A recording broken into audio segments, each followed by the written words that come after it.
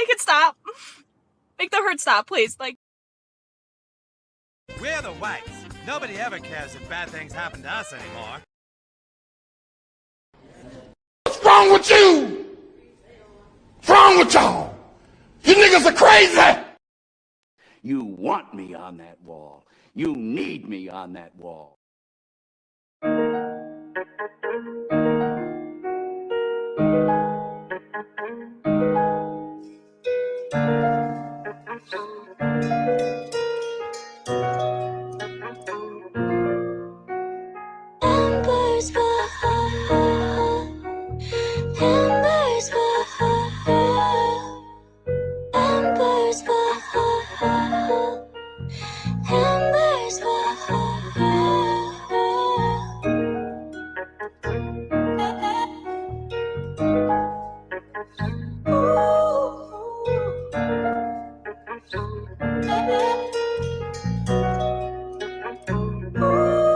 So be.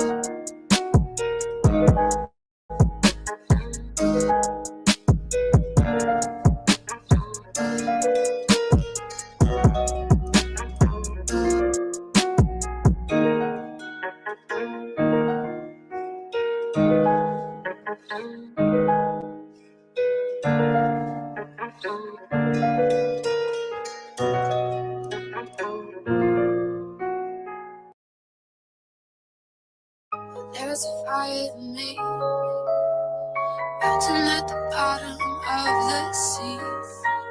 It was a beautiful thing.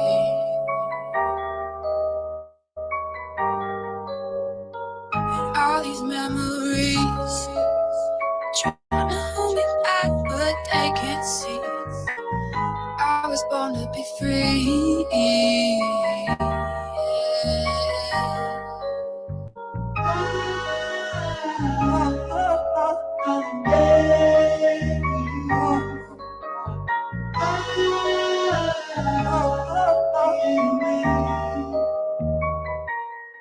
So be it.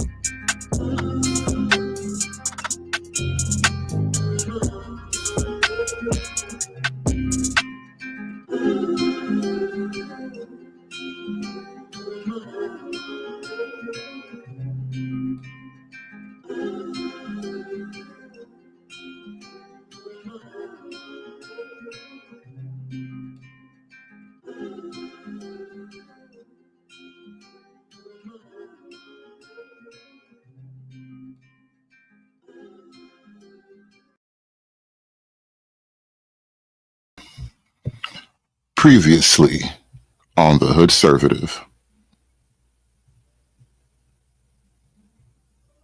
It seems like because white people are the only real liberal racial ethnicity, they are the racial ethnicity. Like if you think about Europe or colonization even before, but if you think about Europe right now, especially, they want to spread their liberal goals to the world, right? So they're the minority, spreading a concept that most of the world cares nothing for. And the problem is, by all of the white Europeans, or Westerners rather, inviting the brown or black or whatever, inviting the non-white world into the white Western borders, it is ripping the mask off and making a particular question unavoidable, inescapable even. And this question will tear down all of the modern liberal edifice that we've been operating under like a fantasy delusion since the end of World War II. And this question is profound. This question is, it really is at the heart of a lot of Western culture right now. It is the question that shall not be asked. It is literally the Voldemort of modern intellectual pursuit. And to answer, to even grapple, to raise this question, it weakens liberalism on its face, simply to raise the question. And that's why the question has been beaten back for so long in so many ways, with so much propaganda and so much HR department coercion. But the question is now asserting itself in a way that is one, organic, and two, unassailable. It's becoming more and more unassailable. The people who raise this question are having a point unlike any other white people who've been in existence before now, the Enoch Powells, the Pat Buchanans. We are at the point where we can see their prediction, and the question doesn't go away. The question is loud now, and it's a question that's beginning to present itself in the back of all of our minds. And I'm going to leave you guys on a cliffhanger, and we're going to get to that question later on. Tune in today at about 4:30, maybe 5 o'clock Eastern, and we're going to have a live stream about race and liberalism. Thank you guys so much for watching. I appreciate you guys coming through. Hit that like button on your way out.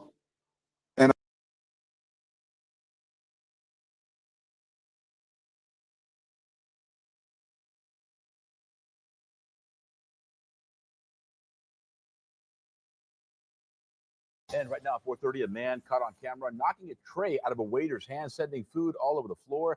He's then seen getting into some kind of confrontation inside that restaurant. And Local 10's Roy Ramos is joining us. He's live now in Miami with reaction coming in from the owner. Roy? Christine Louie, when I spoke with that business owner, he tells me he was very upset when he heard about what happened. But that anger quickly shifted to concern. Concern for his employees, concern for his customers, and concern for the person responsible. My first response was anger. Outrage sparked at a Miami business owner after his cameras capture a man deliberately slapping a tray with more than a half dozen plates full of food out of the hand of one of his servers. Watch as this man is exiting through a glass door, and just as that server walks by, he hits the edge of the tray, causing the food to crash to the floor. As that server is left with a look of confusion, that man just casually walks away. Knocked over the tray full of food, which, you know, was unfortunate. It was Mother's Day. We had to make that food again. We had to clean the floors. Luis Garcia, owner of Garcia Seafood Grill and Fish Market on the Miami River, told me while the video is shocking to watch, it's his general manager, he said, was first confronted by the man who walked right past a line of families with Mother's Day reservations. He literally walks up to one of our staff and kind of puts his chest in his, you know, which was uncalled for. Video from the restaurant patio shows what Garcia said is that man demanding to be seated. And as his general manager begins calling the police, he's followed as he tries to avoid a confrontation after repeatedly asking the man to leave. When he was approached, he got aggressive. While days have passed since the disturbance for Garcia's diners, it's his worry this person may have been mentally struggling with something more. You don't know what this gentleman was going through. That said, it's the irrational and unpredictable actions that are concerning for the public. For that reason, police want to find him. This type of behavior warrants that we find this person. And get this, since the incident, several people have actually reached out to the restaurant to offer to tip that waiter and compensate him for what has happened. He says that's really been humbling for him. As for the man responsible, well, if you recognize the man in that video, you are urged to contact Miami-Dade Crime Stoppers. That number, 305-471-TIPS. For now in Miami, Roy Ramos, Local 10 News.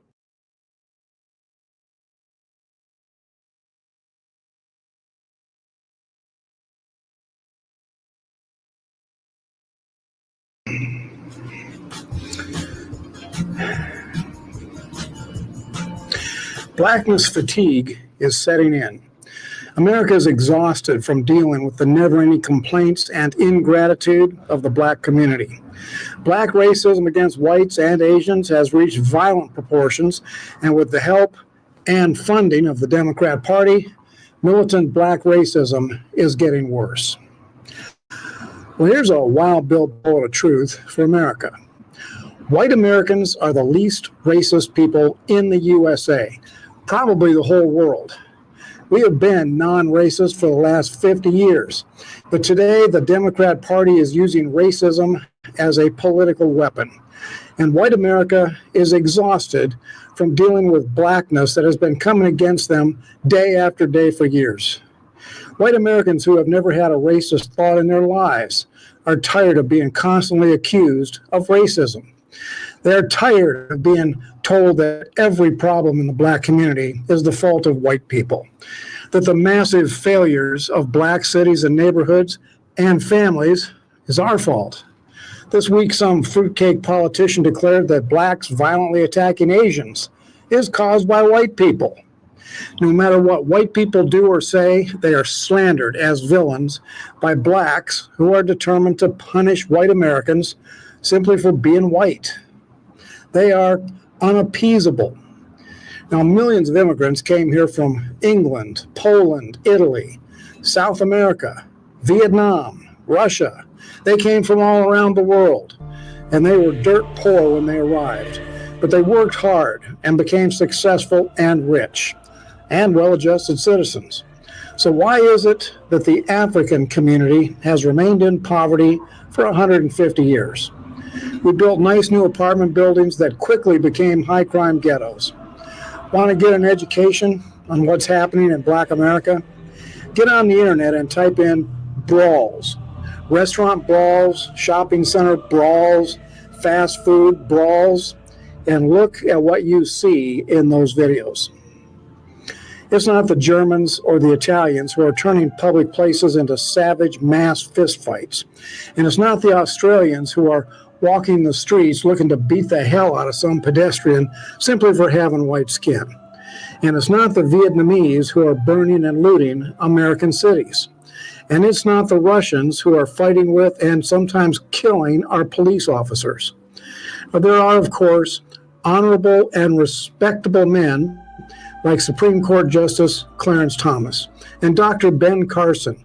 These men are extremely successful and at the pinnacle of their possessions, but for some inexplicable reason, they are hated and ridiculed by the Black community as if their success is somehow a betrayal of their race.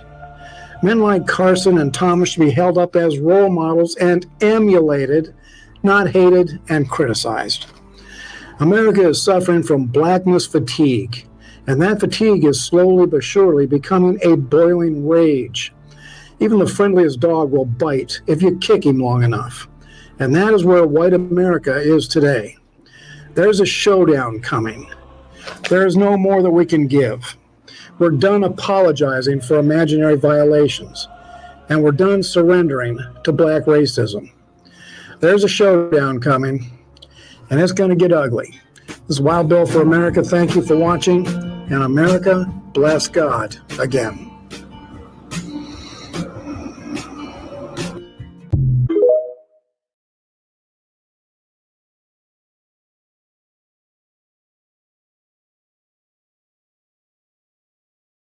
The kids today they're struggling. The 20-year-olds, there's no jobs for them out there. Who gets all the jobs? The migrants. The companies get to hire the migrants. When they hire them, they pay them less. Okay, and also they could get kickbacks from the government. I own a convenience store, for instance. I hire you, you're from India. Then I get an MLRI, I get to hire you. And basically what happens is I pay you $20 an hour. The government every 3 months gives me a 30% kickback. I was in Prince George, my hometown.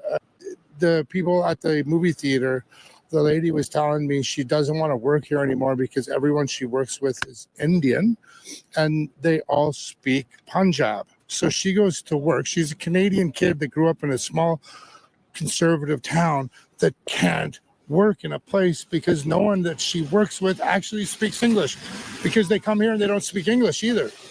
If you were that person that owned the movie theater and your cost of doing business were 30% went straight into just hiring the kids, hiring employees. Now, if that 30% now to pay 60% of that 30% because you got that all back, you're going to make more money. So what do people do?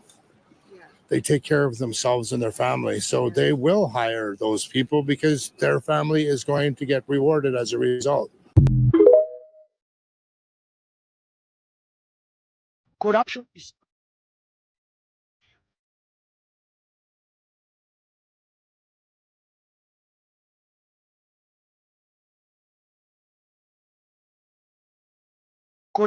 not bad.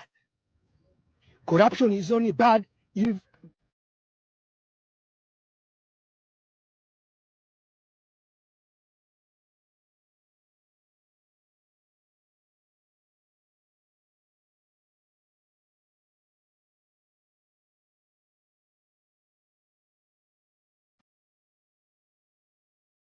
corruption is not bad. Corruption is only bad if I'm not involved. Yes. But if I'm part of that corruption, I defend it.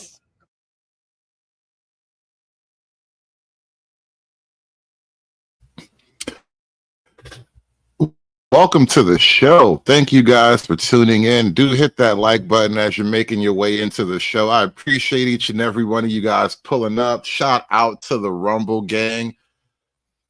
We are back on Rumble. They got their stuff back together. I don't know what happened in Rumble for a couple of days. I couldn't get all my streams off, but we're back.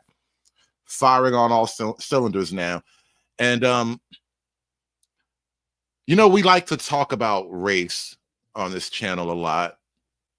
But obviously, I take a lot more of a thoughtful, introspective approach to race than a lot of the other nons on YouTube. Shout out to all the nons out there. But I realize there is an issue that race, the very concept of race, is presenting. You know, there are people out there who would tell you that race is a social construct. Do you believe that? Do you guys believe that race is a social construct? The way they say gender is a social construct.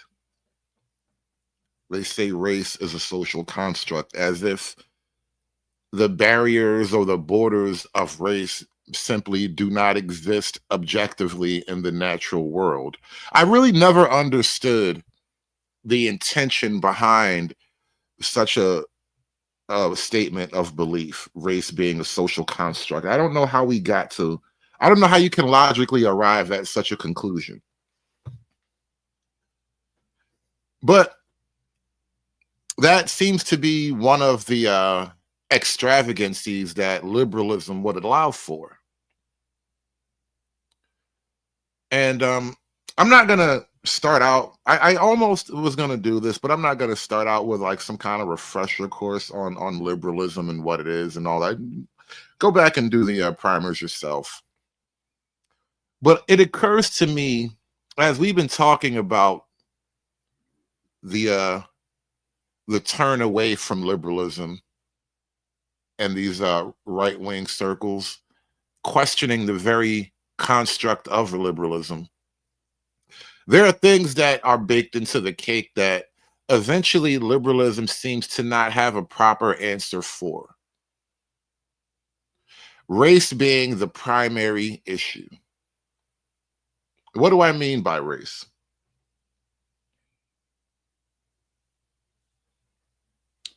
Oh, SKC, when do we have the dance? You know, today would have been a great day, but apparently my mind is occupied with other things right now.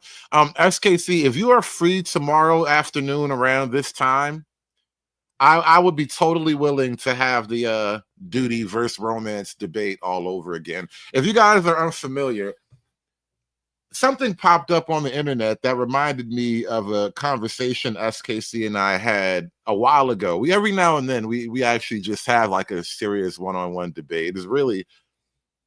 It's lighthearted, but it's intellectually intense. At least in my experience, it's an intense debate intellectually, because I deeply respect where SKC is coming from and what he has to say about things. And even though we disagree, it forces me to find even better argumentation that I normally would have if I were just talking to myself, yelling into the void, you know. But we had a debate about duty versus responsibility vis-a-vis the community. And really it was love, not responsibility. Duty versus love, really. Responsibility versus love, right? SKC came from the standpoint that one of the major missing like secret ingredients to the community is the concept of love. And you could take it in both ways, you know, the agape brotherly love sort of thing, or the more romantic, intense, passionate love kind of thing. And I don't think he's wrong in noticing a lack of the different forms of love sort of prevalent in the community. But I land on the duty side. I think duty births love. I think love requires duty, and honestly, and so you really can't escape the two. But SKC, if you are busy tomorrow, I mean, if you're free tomorrow afternoon around this time, because my work schedule is going to be a little bit different for a while, so I know I can't get in much earlier than like 4 or 5 o'clock in the afternoon. But yeah, if we're probably going to do this on YouTube. I don't know, SKC has been YouTube shy lately, but I need to keep my my monetizable content strong on YouTube, and SKC is nothing if not monetizable. But yeah, we gotta do that if you're free tomorrow, SKC. But you totally knocked me off my point. Oh yeah, we were talking about race and liberalism. Yeah, Magneto and Professor X. I claim Magneto. Before you say a word, I've been rolling with Magneto. I've been Team Nito for years, SKC. All right, I'm not giving up the Magneto position. I have been. Magneto was right since forever. I wish I could find that T-shirt. It was like a T-shirt that was drawn up in a comic book one day, but I don't think I've ever seen the T-shirt actually in real life. But as a concept, I do like the T-shirt. I like the character of Magneto. Magneto was right. You know, we're not going to get into the other subversive things, but just in the raw X-Men universe, I'm Team Nito all the way. Magneto was right. If you're going to go in, go all the way. Go hard or go home. Magneto was definitely a go hard or go home kind of guy. I don't know that SKC chose Professor X. I'm leaving him no other option but Professor X because I claim Magneto. I plant my flag. I've been Team Magneto for a long, long time. And frankly, I can't really see SKC approaching Magnetoism and embracing Magnetoism with the vigor that I embraced it with. Did you see the new X-Men 97? Oh my God, Magneto all the way. All the way, bro. You guys want a war? Let's war. If you want war, let's really war. My guys versus your guys. But anyway, I'm getting way too excited for this talk. Let me calm down. We're getting intellectual about race and liberalism. We're not getting excited about comic book fantastical situations. Let's tone it down. It's my bad. I've been watching Marvel movies for the last 2 days. I watched like Civil War twice in the last like 48 hours. I'm a little hyped up. Sorry, excuse me. Race and liberalism. As I was saying earlier today, when I did a little quick mini stream, white people, the white man is the liberal of all the people of the world. Liberalism itself is born of the European philosophical tradition. I present to you as my hypothesis for tonight's discussion. Liberalism has no real answer for racial issues. And to the extent that what we consider modern liberalism, to the extent that liberalism has attempted to grapple with racial issues, it has essentially cannibalized the very people who've introduced liberalism to the world. How so? Liberalism, as it stands right now, paints white people, whiteness, white culture, the white man as the enemy, as the primary mover of all things evil in this world. And as the people who introduced liberalism as a concept, who fight for the principles and spread the principles of liberalism, if the white man allows himself to be smothered under the weight of what liberalism actually encourages, that would eventually it would call for the erasure of liberalism in and of itself. Liberalism has no answer for race.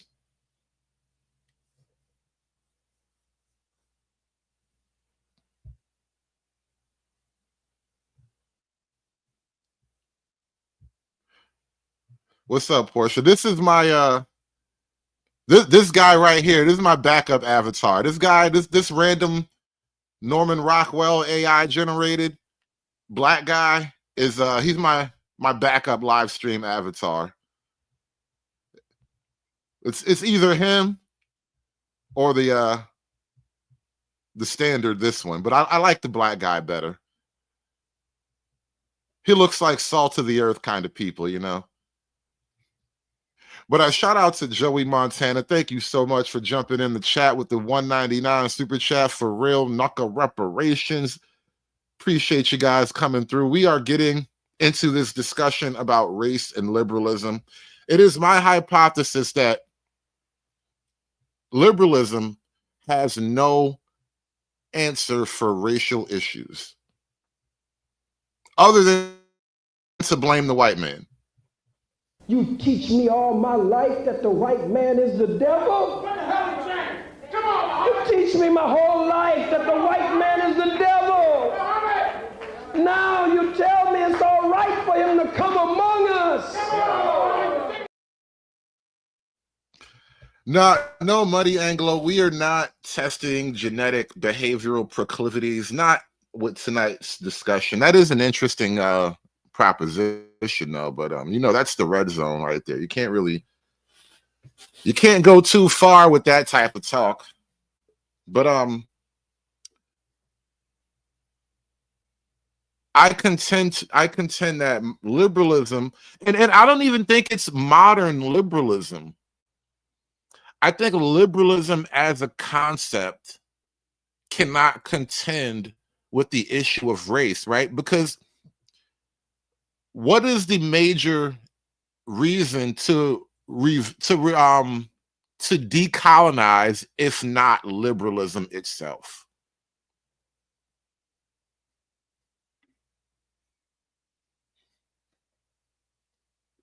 It was the decimation of World War I, followed by the coup d'etat of World War II, that gave the liberal world order its foothold. And one of the immediate consequences of that was the brutal and bloody decolonization effort, some of which we watched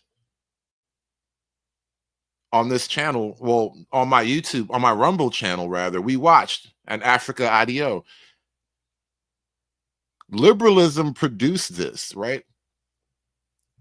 Yeah, liberal BS killed Rhodesia.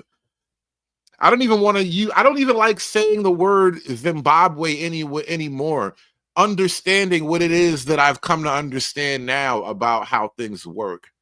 To call it Zimbabwe is to almost put a blessing on all of the crimes that occurred. And I struggle with knowledge. You know, I struggle with these facts, the weight of real issues, you know. But liberalism caused that. It was the liberal value system that said those things needed to happen. Which brings me to the current issue being discussed all over the media right now, which is the South Afrikaners and the idea that Trump would welcome these Afrikaners as refugees. The concept of Trump welcoming the Afrikaners as refugees, it is upsetting the very sensibilities, the emotional and religious core of liberalism has been touched by Trump lending his support to the Afrikaners. Donald Trump knows very well that there is no white Afrikaner who's being killed in South Africa. It's a lie. Even if they come and kill us, it will remain a lie because no one is being killed in South Africa. The white killings I've seen is white people killing each other, partners, for inheritance. There is no black people who are killing white people as a political statement that we are now going to kill whites. There is no organization that represented that. The threat came from the FNB Stadium. When they saw EFF 10th anniversary, they started shaking, started working on a plan on how are we going to kill the EFF.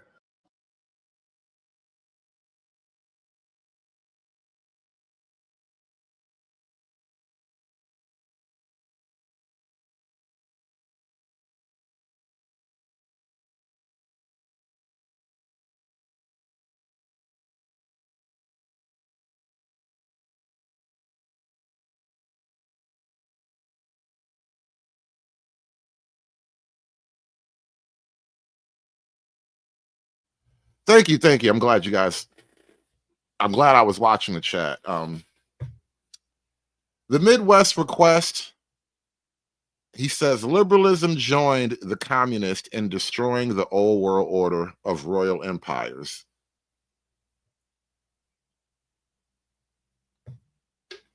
I reject that notion entirely.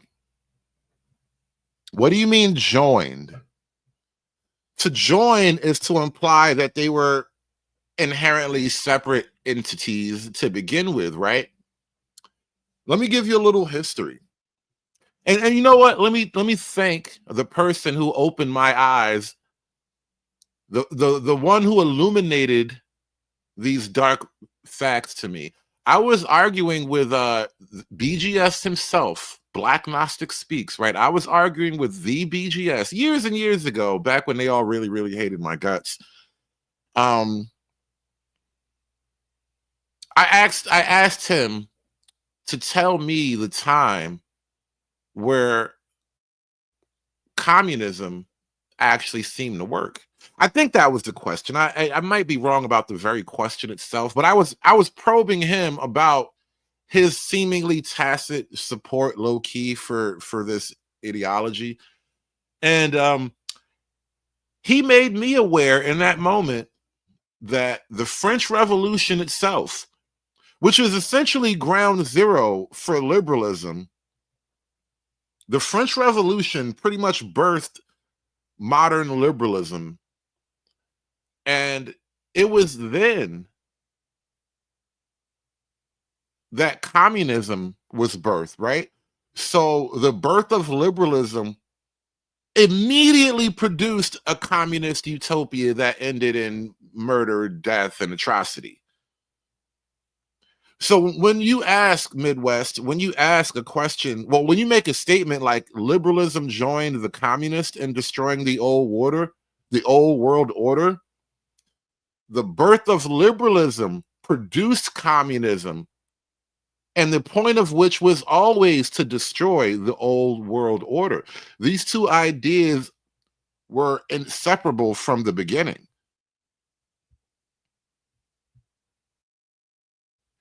And again, bringing race into the equation, as the concept developed itself, liberalism or communism began to weaponize race against the world order. And maybe that's the reason why liberalism doesn't really have much of an answer for the racial issue itself, because it existed, or at least it seeks to use the racial issue.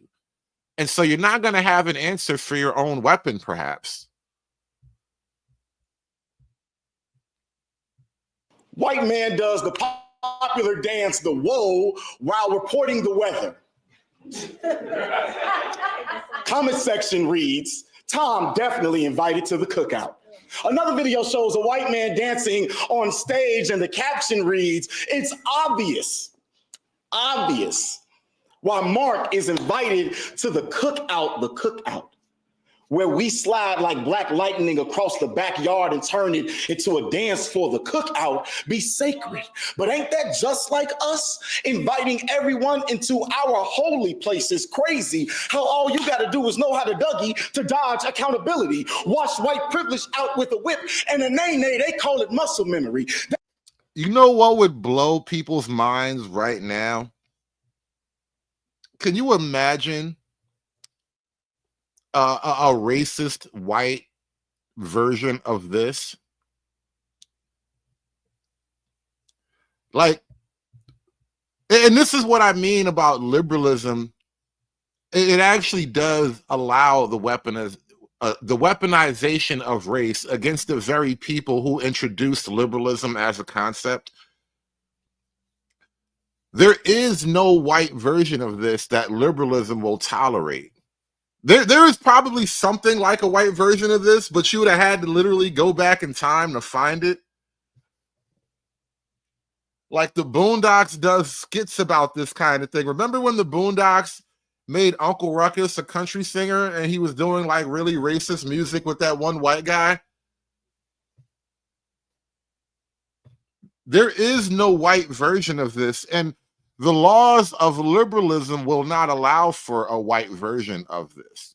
You will lose your job, your wife, and your children. You will be like Kanye right now, dropping that HH song. They don't understand the shit I say on Twitter. They've been whipping nay-nay for centuries. Crazy how when we dance, we get called coons. But Brad dances and gets an honorary plate full of ribs. We keep feeding them like they didn't force chitlins down our throats. Keep dancing. They shuck and jive their way to acceptance. And it's appalling how easily we forget just because Becky can footwork and Allie makes foo-foo. I swear to God, I want to hear the white clap back to this. I need to hear a white guy clap back to this in the exact style and manner. I know it's going to mean one of you guys has to risk it all for viral fame.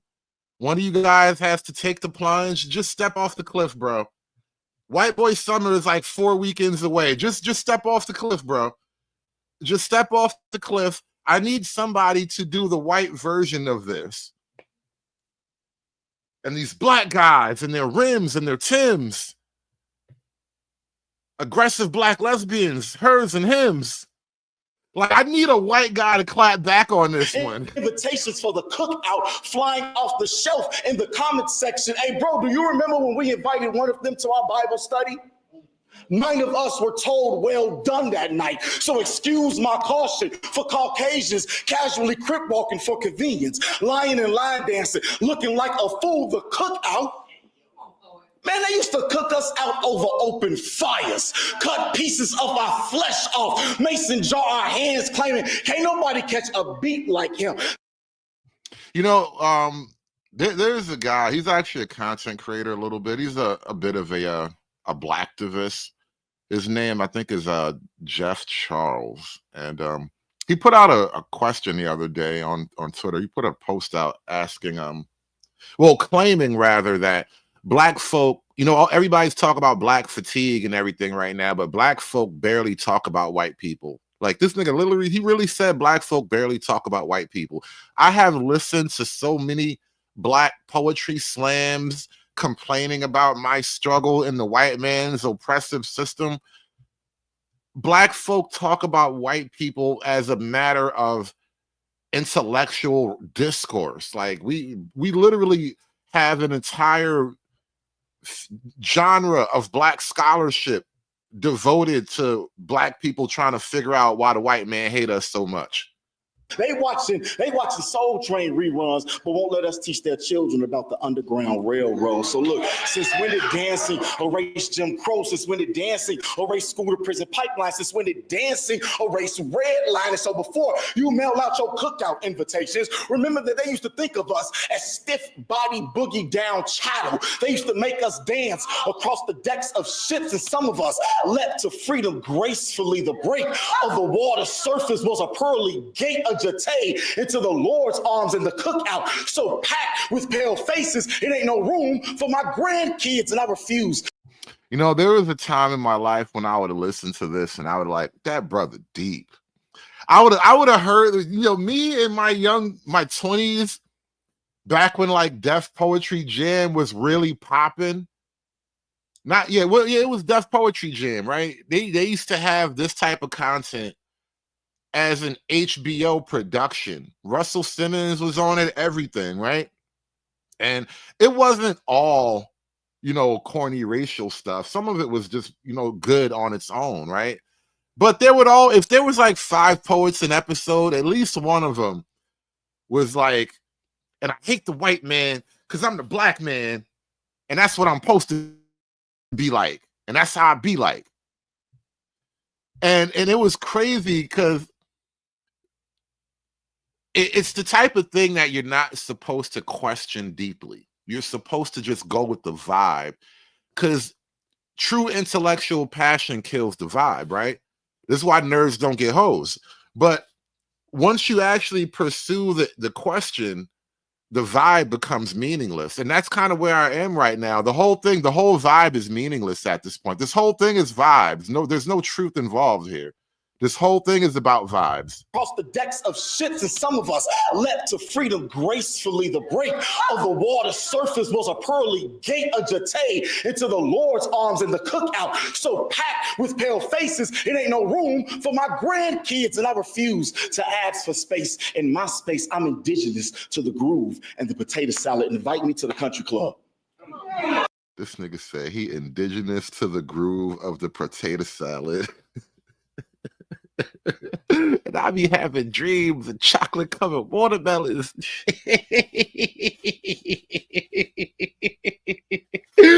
Why are they all like this, bro? Every last one of them. Why are they like this? My nigga said I am indigenous to the groove of the potato salad. Oh man, yo, shaklack clack, bro. That was a shaklack clack for real. You know what? I gotta go back and drag that clip up and bring him back. We gotta bring shaklack clack out of retirement. I might find a way to spice it up with a different edit or something, but we gotta bring the shaklack clack nigga back out of retirement, bro. Because I think only SKC and myself, we're the only 2 guys that made the shaklack clack guy pop. And SKC not really doing it like that no more. So we got to keep hope alive. We got to keep shaklack clack alive, man. Because that was a shaklack clack line right there, bro. He is indigenous to the groove of the potato salad. Like, I don't even understand you blacks anymore, bro.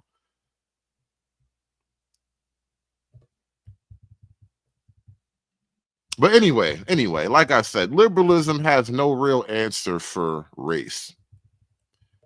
And ultimately, if left to its own devices, if pursued to its ultimate final conclusion, liberalism will devour the very liberals who love it so much.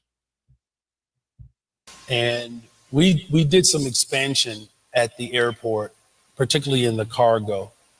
And do you know there's never been a prime construction company that has led growth for an airport, particularly in cargo, anywhere in the United States of America? But BOA Construction received the prime construction contract at O'Hare under my administration. It's the first Black prime construction worker company to have a prime contract anywhere in the United States of America. And that's critical, not just for BOA Construction, but in the beginning of the show, I played a clip where I alluded to a question that is dangerous to the very concept of liberalism as we understand it. And frankly, liberalism as we've all known it since the post-war era, maybe even before.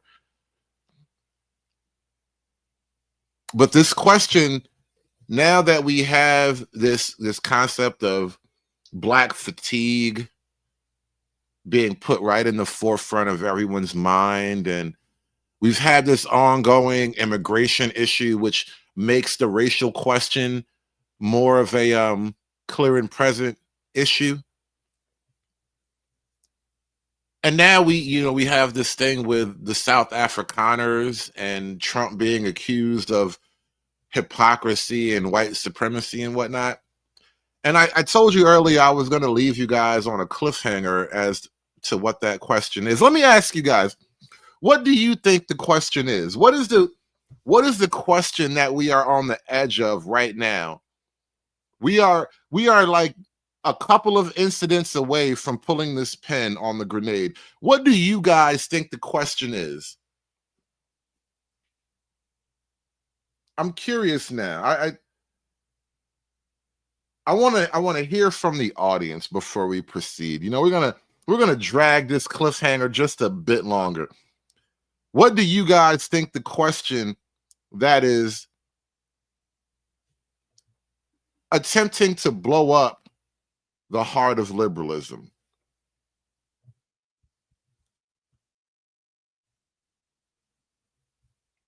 Muddy Anglo with an immediate take on it. Do whites have a homeland?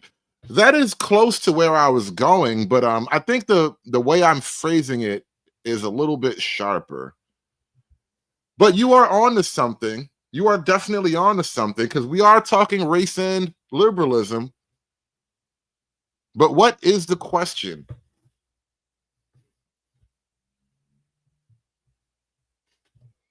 Stephen Carter with the $20 super chat. He says, this guy ain't our guys.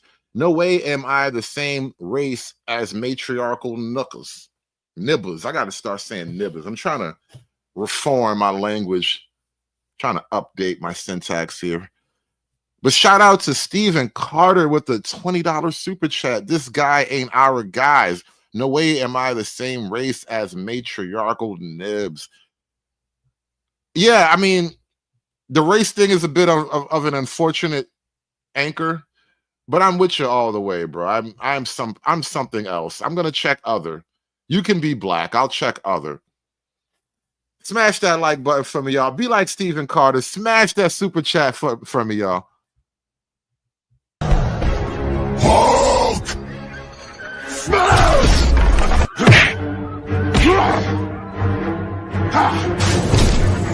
Smash you! You make Hulk angry. You not like Hulk angry. Hulk no like fighting girls. The Midwest request with a similar entry says, do whites deserve a country? And I guess you guys are kind of leaning in the direction that I'm going to, but let me phrase it. Let me give you the exact phrasing that I think kind of gets to the heart of so much hypocrisy. This is a literal hypocrisy that is motivating all of the social change over the last like 70 years since the post-war era begins, right? Why is it wrong for white people to look out for other white people? Why is it wrong for white people to prioritize the interest of white people?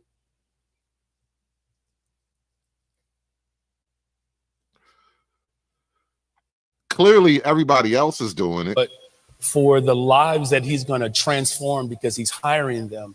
But it's also critical for other major construction companies or mid-sized construction companies that are black owned to know that there is a mayor who sees them and is going to work hard to ensure that whether you're developing homes, whether you are, looking to help take advantage of the opportunities through aviation, whether it's entrepreneurship to provide a service, that there are resources available for you in the city of Chicago.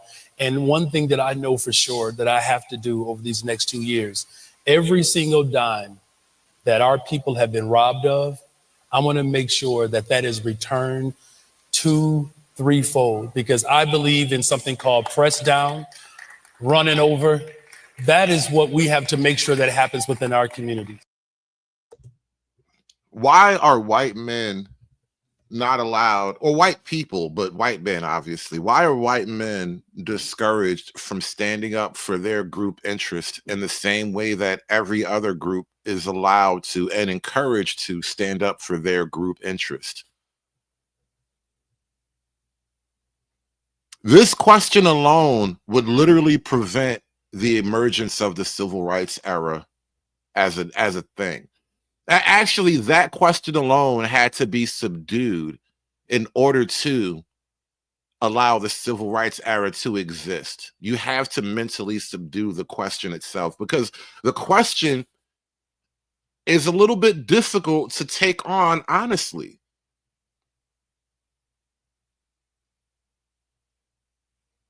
There's no mass migration. There's no decolonization.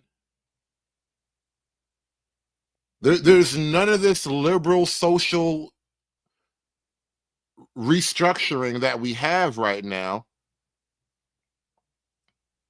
Why is it inherently evil for white people to look out for other white people, especially as we're approaching 2025 and every other group is clearly operating with some level of racial or ethnic chauvinism, yet it's only wrong if white people were to exercise the same behavior?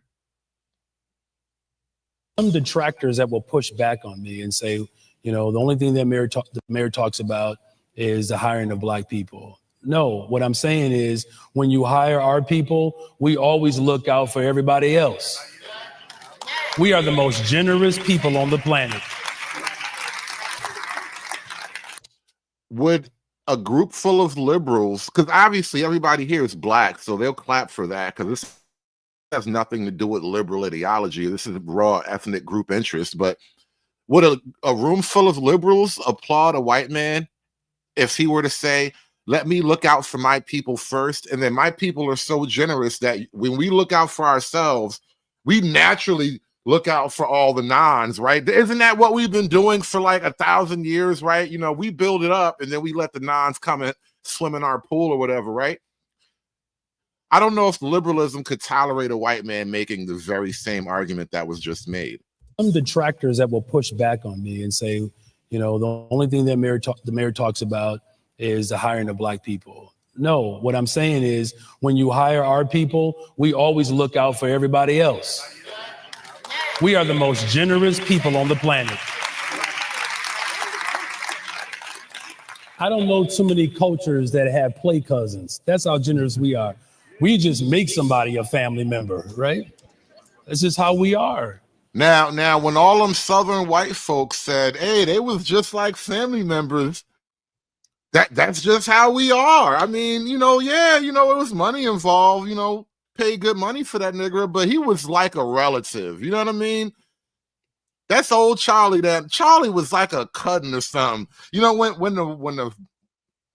the white Southerners said that, people took real offense to it. That's all I'm saying. It was a very awkward thing.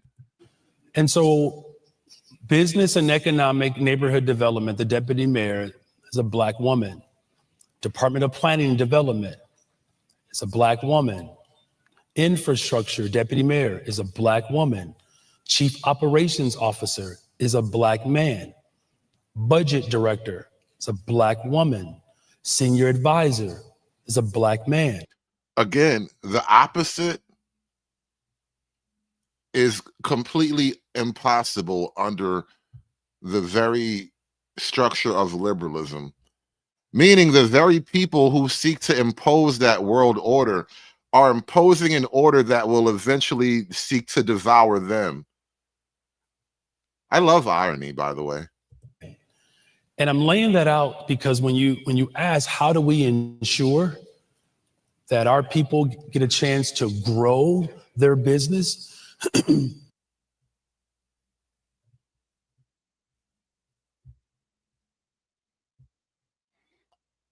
Let's take a look at the queen of liberalism herself.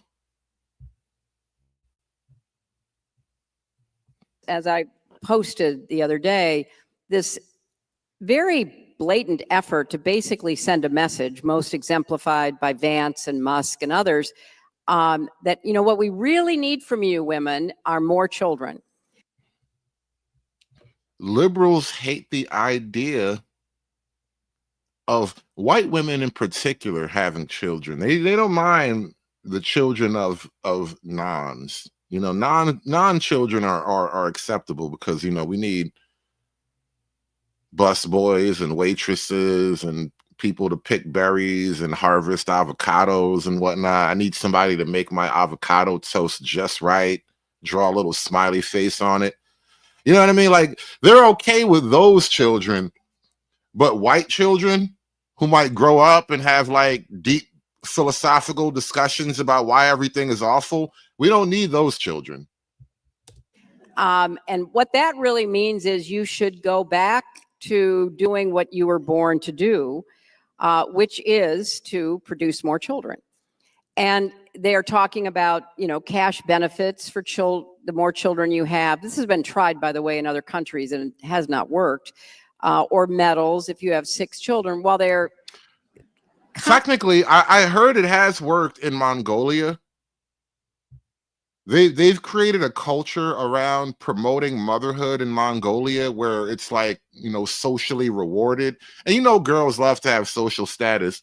And so they have like motherhood medals and whatnot.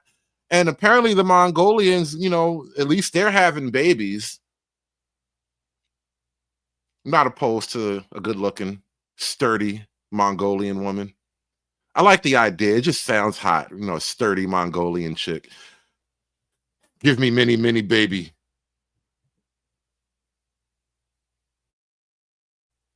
We ride horse, we conquer the world. The Mongolians figured it out. They understand what's best in life. contemplating cutting Medicaid, while they have no interest in paid family leave or funding quality child care. They're cutting Head Start. I mean, you go down the list of all the programs. I'm sorry, but this is just irking me. It's like 4 clips later and Solid Snake is still daydreaming about potato salad. Freaking nons, bro, I tell you. we have particular ethnic affinities. We are who we are. The potato salad vibes, man. I'm trying to tell you. Anyway, all right, back to Hillary. Oh, and hold on. You know what? While we're on a quick pause here, shout out to Dick Thug with the $10 super chat. He says, "What is more noble, the weak fighting for civil rights or the stronger? Of course, the weak wouldn't want the stronger to oppress them, but what do the stronger get out of making the weak free?" And again, this is another question that actually challenges the very concepts of liberalism, because it is a liberal tenet that might does not make right. And, you know, I've had this discussion with you guys here on this channel. Well, what else could possibly make right? How could weakness make right? Only strength can make right, because strength is actually what's required to enforce a thing. You need to enforce your laws, and your moral code will die with your weakness, and then your morals will die with you. So you need strength to actually make right, which is to say the morals of the thing are kind of separate from the raw power that's required to promote the thing, but that doesn't absolve you of the responsibility of strength. Like, each man bears the burden of some level of strength. This is why, as men, we look at little scrawny, skinny guys as somehow deficient. Like, dude, eat a steak, you know, do a push-up. Even a lot of women, they'll look at, especially in comparison, if you got a scrawny guy versus like a muscular gym body type of guy, obviously the girls tend to go for the muscular guy, because men have the burden of strength. And with that burden, we also kind of take on the responsibility of the moral tone. But shout out to Dick Thug. Be like Dick Thug, y'all. Smash that super chat button for me. Hulk! Smash!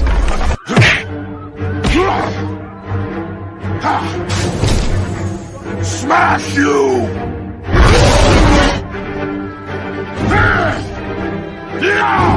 make Hulk angry. You not like Hulk angry. Hulk no like fighting girls. While they have no interest in paid family leave or funding quality childcare, they're cutting Head Start. I mean, you go down the list of all the programs that support child rearing and the care of children and create, some safety net for women who are in the workforce, the formal workforce, as well as, raising children. Another thing that liberalism has destroyed out of ideological necessity, perhaps, and seeking to remove any hints of oppression from the entire face of the world, they had to attack the inherent oppression that is the family unit, right? Because all order, all structure is some level of oppression, right? Because you have to be confined to the rules of the system. You have to play the game as it's supposed to be played. And liberalism had to destroy the family unit as well. And so not only did it destroy like the ruling class, the old order of things on a high up at the top of the pyramid level, it destroyed the system of things at the bottom by attacking the family unit. And so now liberalism has created a problem that you essentially have to use illiberal methods to solve. Shout out to the Midwest Request with the $2 super chat, the tyranny of the weak and gay. That is what liberalism has produced. In order to solve the problems that liberalism has produced, we must now suffer the tyranny of the weak and gay. And what that means is, in the family situation anyway, we're talking about liberalism destroying family and the problems that have to be solved. You have to take money in one way or another, and of various schemes. You have to take money, you have to extract wealth from men who are by and large responsible to and for the growth and development and security of the nation, and give it to women who have been removed from any responsibility toward the growth and security and development of the nation, right? And so the problem that liberalism has created, we now have to use tyrannical methods to solve. This is why your family court system is essentially a parallel legal system that has no bearing under your constitutional law. So this is another performance about concerns they allegedly have for family life. But if you had read the Heritage Foundation's Project 2025, despite Trump saying he knew nothing about it, if you had read it, it's all in there. It's all in there. Return to the family, the nuclear family, return to being a Christian nation, return to, producing a lot of children, which is sort of odd because the people who produce the most children in our country are immigrants, and they want to deport them. So none of this adds up. But and there you go. That is the reason why they need to import the immigrants, because they have destroyed the natural family mechanisms that have produced wealth and prosperity in America. But you need people to maintain the basic functions of the system. And so now we import the illiberal third world.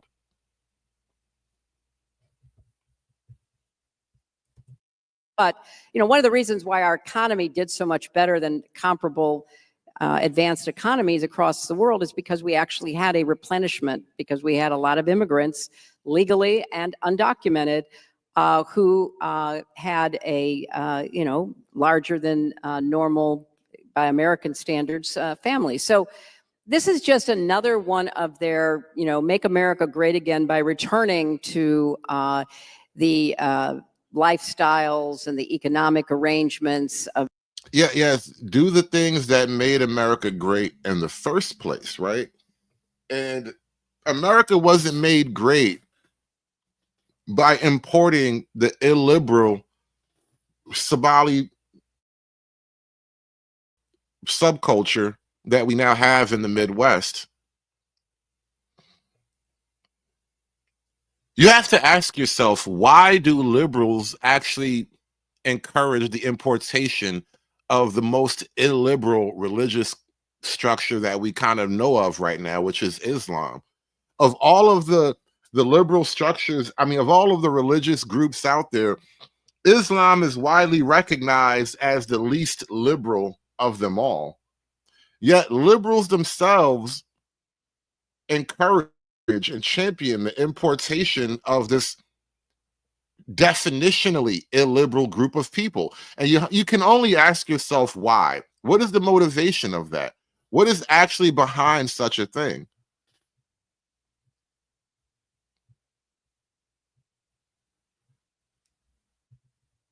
It's another one of their, make America great again by returning to the lifestyles and the economic arrangements of not just the 1950s. I mean, let's keep going back as far as we can, and see what happens. And if you didn't catch that, that was an allusion to slavery. Because the big major change before, the civil rights era, the big major social change before civil rights was basically women's rights and then slavery. Women got the 19th Amendment, and then before that, it was the end of slavery. Those were the two major social changes in American life. And women see marriage as slavery anyway, so we're almost talking about the same kinds of things, right? But the entire concept of liberalism in the modern world has boiled itself down to this basic principle that the very group of people, white people, who invented liberalism, who debated the very reasons why liberalism is a noble pursuit, they are inviting their own eventual eradication. And in order to save liberalism from itself, the only people that are even arguing the opposite, the only people that are even that are voicing a rational pushback to it, are not even conservatives per se, but they're essentially what people would consider the far right, which at this point, I called them, I would like to own coinership. I would like to own coining the word, the white wing, because the further right you go, the wider your crowd becomes. It is not lost on me that as a Black person exploring concepts of conservatism and then far rightism and then ultimately fascism, which I'm not even sure. I mean, frankly, liberals are fascists at this point. So fascism in and of itself isn't really much of a descriptor. It's merely authoritarianism at its heart. But right-wing authoritarianism is really kind of where you land. And all the right-wing authoritarians are basically white. You maybe get a handful of Asians, one or two Black guys, but it does become the white wing. And the white wing, for lack of a better term, you heard it here first, they are the people who forced the issue, or at least made the question. They've pushed the question just below the surface. It was a question that's been buried deep in the subconscious up until recently, but now the question itself begs itself. Why is it wrong for white people to look out for each other? Safety, regardless of race. So why is the United States, why is the president not living up to that? Right now, no refugees are being resettled in the U.S., not from the Congo, from Sudan, Afghanistan, Haiti. The only exception is South Africa, specifically Afrikaners, a white minority group of landowners that's claiming discrimination. And here's President Trump on Friday defending the fairness of prioritizing white South Africans. If I see people in distress, I don't care what color, what they look like, what. You know what's ironic about Trump's play right now? Trump is making the play that I help anybody if they need help. And it just so happens, like, gee golly, won't you look at that? There's some white folk that actually need some help right now. And Trump's like, all right, well, let's go help them. And then everybody else is making it about race, where Trump is trying to not make it about race. And obviously there's probably a lot of political calculation going into that, but it's a clever gambit nonetheless. What anything, their size, their height, their eyes, I don't care. But I think that from all evidence, the farmers in South Africa are being treated brutally. And it's been reported, and nobody wants to cover it. But they happen to be white. And if they were black, I'd do the exact same thing. And we treat people very well when we see there's a genocide going on. So if it's a genocide, that's terrible. And I happen to believe it could very well be. So we've made a home, and we'll make a home for other people that are treated badly, no matter what their color. A flight carrying the first group of 59 South Africans arrived on Monday. On that same day, the Secretary of Homeland Security addressed the termination of temporary protected status for Afghans. It's set to expire Monday, the 19th. Now, the Secretary of Homeland Security said in a statement that we reviewed the conditions in Afghanistan with our interagency partners, and they do not meet the requirements for TPS designation. Kristi Noem cites an improved security situation and stabilizing economy. Afghanistan is run by the Taliban. Bishop Sean Rowe of the Episcopal Church came out this week to say it's wrong for the U.S. to make a home, as the president put it, for white South Africans, but then not do the same for Afghans. As a result, Bishop Rowe says the church is withdrawing from the U.S. refugee resettlement program. The Episcopal Church is essentially a white liberal church. And again, a church that is full of white liberal people can't fathom a question like, why is it wrong for white people to look out for one another? And now the church looks crazy. We had people waiting on airplanes. We had people who have helped our country, that have been translators for our military, that have been patriots for this country, that are waiting in camps while white Afrikaners are being let in on a fast track. We feel like that as a moral matter, we can't participate in.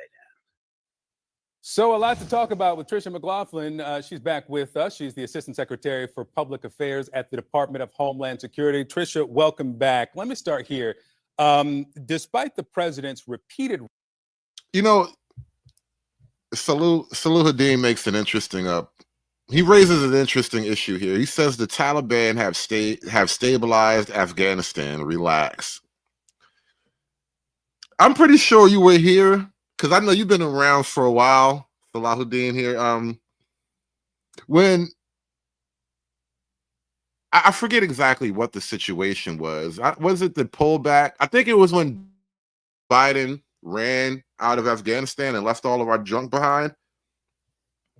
I did an American Talibro stream, American Taliban or something like that, because I give the Taliban props for this one thing.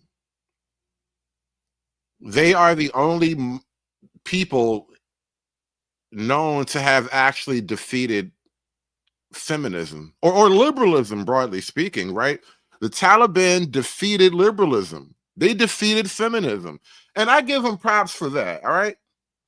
I don't have to love them for anything else, but shout out to the Talibros for defeating feminism, y'all. But again, liberalism, here's another question that liberalism can't contend with. Why should white men die so brown women can read and talk back to their husbands?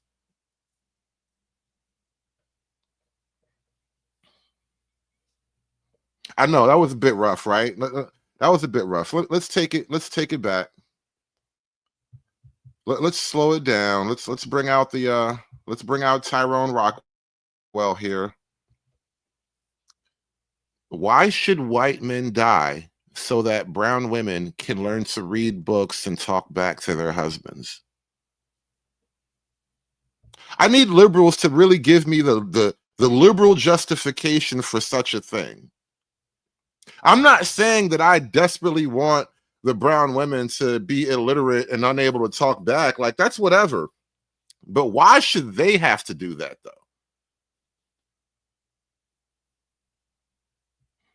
I swear, I don't think liberalism has an answer for that kind of question, because liberalism can't contend with racial issues. It has no real answer for an actual racial conundrum. Reference. Can we just start this conversation by agreeing that Afrikaners are not facing genocide? Absolutely not. First of all, I have to correct the facts, Victor. You said that no refugees were let in. Under President Donald Trump, since January 20th, 8,666 individuals have been granted asylum. Those people have faced persecution for their politics, persecution for the color of their skin, their religion, and that includes those 59 Afrikaners who came in this country last week who have faced racial violence at the hand of their own government. They've had their land seized because of the color of their skin. There's been over 140 laws enacted that are race-based. And, you know, another really pertinent question that is being revealed by Trump bringing just 59 people. You know how many millions of nons cross the border in a year? Just entire caravans of unwashed nons just pouring into the country. But 59 white people, and it's, oh my God, it's just everything is going to hell. And to discriminate against racial minorities. But yeah, that's what I was going to say. Liberalism can't imagine discrimination happening from non-whites against white people. There is no conceptualization for such a reality. And so when the government of South Africa writes laws that specifically disenfranchise the white people of the country, liberalism can't really contextualize it as an evil, wrong thing, even though that is the very type of thing that the liberals have been marching against for the last 75 years. And now we're at the point where their hypocrisy is heavy enough to smother them. So I got to correct the facts where you're wrong, Victor, and you're wrong. So, several things. President Ramaphosa says that although the law was signed in January that would give the government the purview to take the land, no land has been taken from Afrikaners. Also, that's President Ramaphosa. He'll be at the White House this week. Take it up with him. Also, the definition of genocide is aimed at extermination, right? And so although there is violence in South Africa, there's violence against Black South Africans too. So when the president says that there is genocide, where is the evidence? The U.S. has not recognized officially genocide. The United Nations has not recognized genocide. And for the thousands of people who you say were let into this country who've been... I feel like every time he says that word, I lose monetization over here. Only CNN can use that word and keep their commercials up. Been granted asylum. Absolutely. I'm talking under the refugee resettlement program, which the president froze by executive order early in his administration. Victor, can we take a pause and Sure. recognize the fact that you are defending race-based discrimination? You are defending race-based violence. I'm not.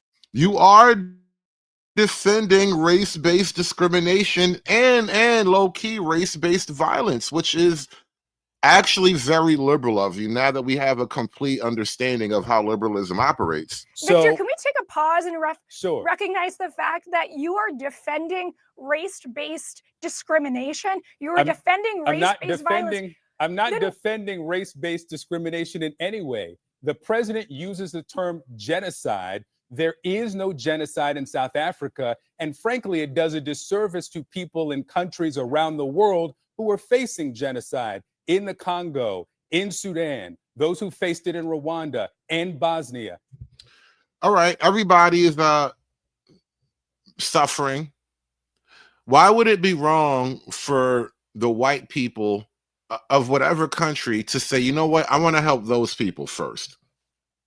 If I have any money left over, then I'll help some of the nons, but I want to help some of these white guys. I just like the look of them. I like the cut of their jib, and I want to help them first. Would that be wrong? Why is it considered a racist thing to do? In Cambodia. So Exactly, when the president Victor, says exactly, that and there's that's exactly genocide why in we South were Africa, taking. it does not exist. We should probably just start with that truth. Okay, if you're going to allow me on your program, I'd like to speak. You're welcome Again, to. we have granted asylum to 8,666 individuals since January 20th, regardless of 8,000 plus individuals, but those 59 white people make you racist. Why? Why? There is no liberal explanation for why you can bring in 8,000 various individuals, 8,000 random nons. But if you bring 59 white people from South Africa, it is a racist scheme that you are now a part of. Liberalism has no good explanation for this right now. You're betraying something that is, dare I say, a little bit more fascist than you care to admit. Of color or creed. It is quite frankly disturbing to me that members of the media, including people who are on this very network, are trying to whitewash the facts and whitewash the fact that these individuals have faced discrimination, racial violence, the seizure of their land based on nothing but their skin color alone. This is the United States of America, a land of opportunity, and we will help those who are facing persecution from the government of South Africa. So you clearly are not going to acknowledge there's no genocide in South Africa. What about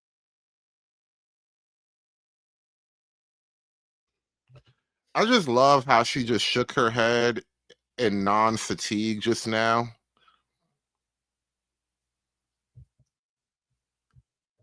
Because again, there's nothing you can really say right now. You have no good answer, and all you can do is just shake your head with non-fatigue. You clearly are not going to acknowledge there's no genocide in South Africa. That's the same face I make when millionaire black people tell me how oppressive America is and how racist things are for them. It's just nons. Arrogant nons. Jeez. What about the genocide in the Congo? Will there be this expedited path available to the Congolese and to the Sudanese who are facing actual genocide? Again, Victor, 8,666 individuals have been granted You have asylum. a specific number on asylum. How many of those are from the Congo or from the Sudan? I'm happy to come back next week and lay out all the single facts, but the fact that you have not addressed the fact that we have helped these individuals who are facing persecution, and you seem to want to whitewash the fact that South Afrikaners are facing persecution, and I can't understand why. And I think a lot of them. And that's kind of the issue. Without even using the G word, without going for the G ride, are they or are they not facing persecution on a purely racial basis, right? If that is the simple question, then the simple answer should be an obvious yes, right? But you can't do Americans can't understand why. And it's left to believe that it's because of the color of their skin, Victor. So you suggest that I am the one here who is focused on color of skin when the president has let in Afrikaners specifically. And I'm asking. Well, 59 compared to 8,600, there was at least 8,600 roughly other people, but those 59 Afrikaners is like, wait. This batch right here is a little too white. All right, we have a quality control team in place so that we don't have a batch this white getting past the system here. And now you're just telling me that it's all right. You're telling me it's okay. And the question is, why is it not okay? Asking how many of those who are actually facing genocide, who are from the Sudan and who are from Congo, who are being let in under some expedited path that the president has created for Afrikaners? I don't know how many times I have to repeat this fact. Sure. What you've not 8,666 given, individuals have, if you will let me speak, have you've faced repeated the persecution, number, you are haven't given answered the asylum. question. Let the nice white lady talk, okay? Let the nice white lady talk about saving white people. Stop shutting her down. She's trying to make a point. Exactly answering the question, regardless of color or creed. We will allow you into this country if you are facing persecution and you go through the proper vetting. You can be from the Congo, you can be from Rwanda. We are letting those in who are facing persecution, Victor. I'll look for those numbers. Let me get you last thing here.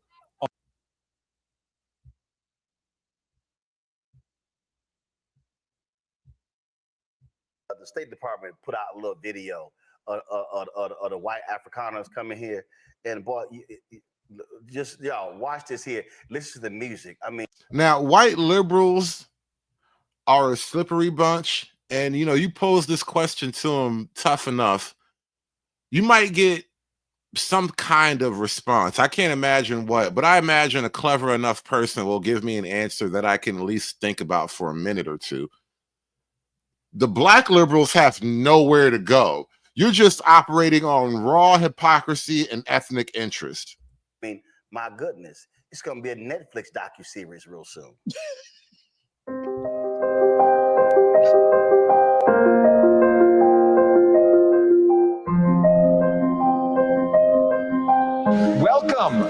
Welcome to the United States of America.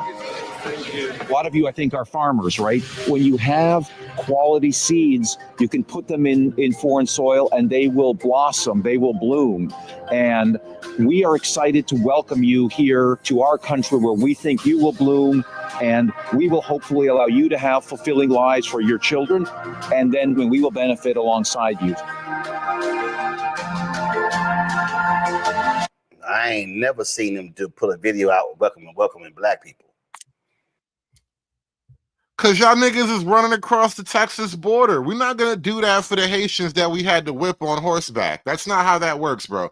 That's not how any of this works. You don't get a warm, welcoming commercial when you're trying to sneak across the Texas border. No, we're not doing that for you. No. But the real deal here, the real deal about that seed, remember he was commenting, oh my goodness, all these children, that's the seed they really want. They want future white people. And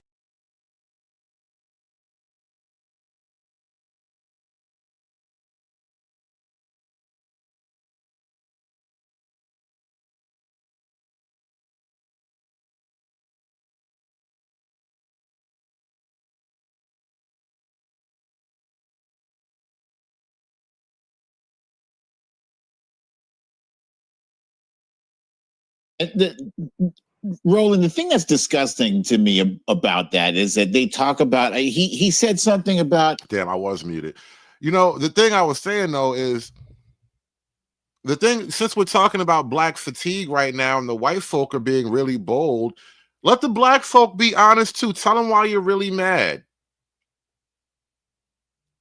You're not really happy about the idea of white seeds growing, right? You want less white people, right? Because you don't like white people. See, when you listen to the black non specifically, they get really, really particular about what they like and don't like. Oh, what an arduous trip you had, with young kids on this plane. What? Excuse me? They had a nice, comfy ride on a plane. A chartered jet, a chartered plane. Stop it. Have you ever seen people come here from South America? They have to endure really dangerous conditions. They're crossing a body of water with their young kids. Sometimes they have to send their kids by themselves, and they are fleeing. They are literally fleeing. And this is another thing that's being revealed here. A certain level of brown bitterness, but maybe. Why are the nons so bitter to see white people help each other out.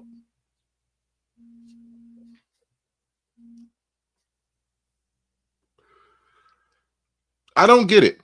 All right, so theoretically, if America is a country full of white supremacy or racist white people, so you are what you are already, right? Why is it wrong? Again, back to the question, why is it wrong for white people to like help a brother out? Why can't white people help other white people? This is really the heart of the question right here. This is the question that is going to tear down the last 80, 75 years of liberalism. Why is it wrong for white people to help each other out? Give a nigga a break. Give a nigga a break. How much more can I take? Give a nigga a break. Give a nigga a break. Give a nigga a break. How much more can I take? Give a nigga a break. For their lives, you can, and that's the stuff you can verify. Morgan, they got the gangs down there. They got a lot of dangerous stuff. So yeah, there's the only difference is the color of skin. Yeah, that's it. In fact, I'm scrolling through, Morgan, and I can't find a video like that of black people. Morgan, I'm going through. I can't find a video like that welcoming black people. Yeah, my guess is we're not going to see that anytime soon, this administration.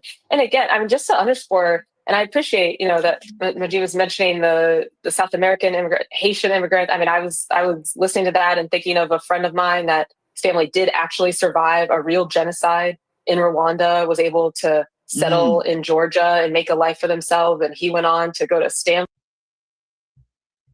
You know what's interesting in comparing the South African problem versus like Rwanda or Congo or whatever?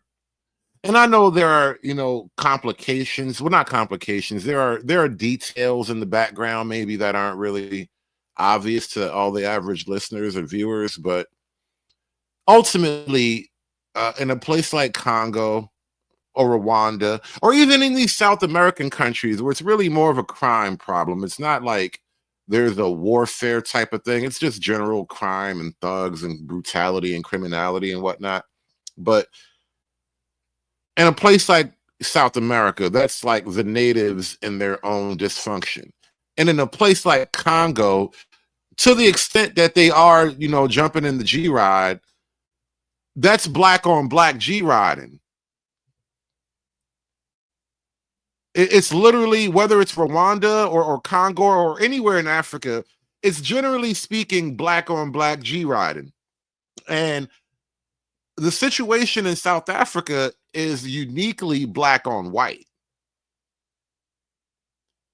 And so you kind of are saying that the black on black G-Riding takes a higher precedent than the black on white G-Riding. And you're really saying that to white people. Why should white people prioritize black on black G-Riding when there's a black on white G-Ride on the same landmass, on the same continent?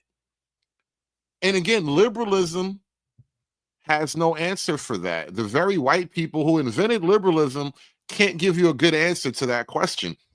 Dick Doug with the $5 super chat, he says, now it's starting to sound weird.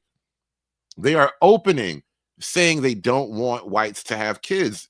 But yeah, it's been weird for a while, Dick Doug. We just weren't really woke yet.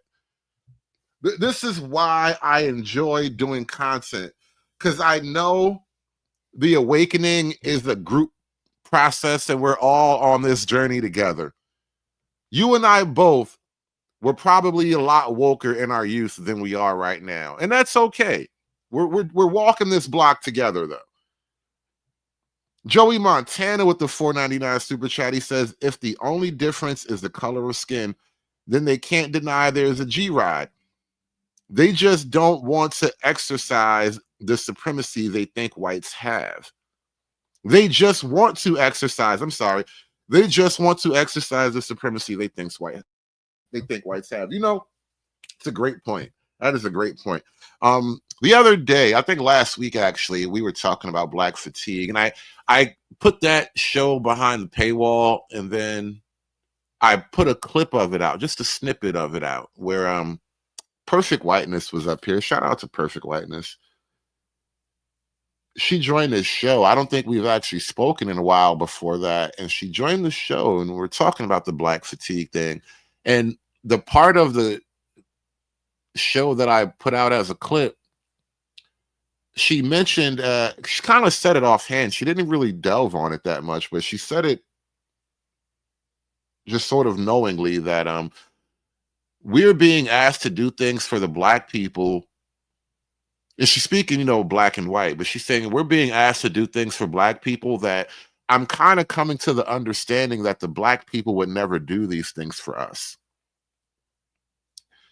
And what that really gets to is liberalism has encouraged one-sided generosity on behalf of white people. White people are being asked to sacrifice whatever it is that, you know, you think white people have, their supremacy or whatever, in exchange for who knows what. We really haven't gotten an answer for that yet.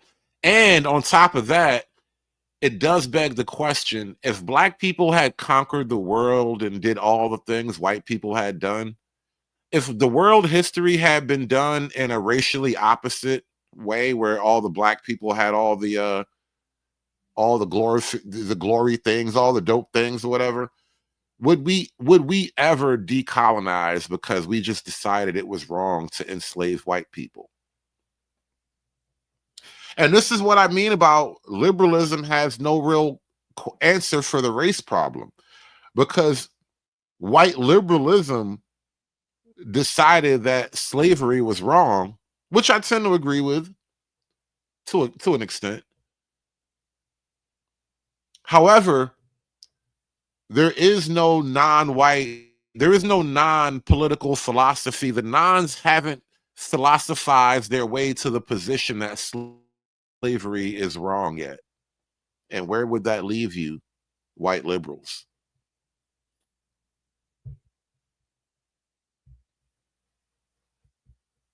Yeah, it's a thinker. The Midwest Request with the $5 super chat. He says, we don't have a motherland or a fatherland. We have a homeland that we turned into an orphanage. It sounds like you're talking about America. Yeah, Americans, we are a unique country. We're not really like the other countries in the world, for the better. And Black Americans, you know, we are a unique group of people compared to all the other Blacks, all the other nons in the world, right?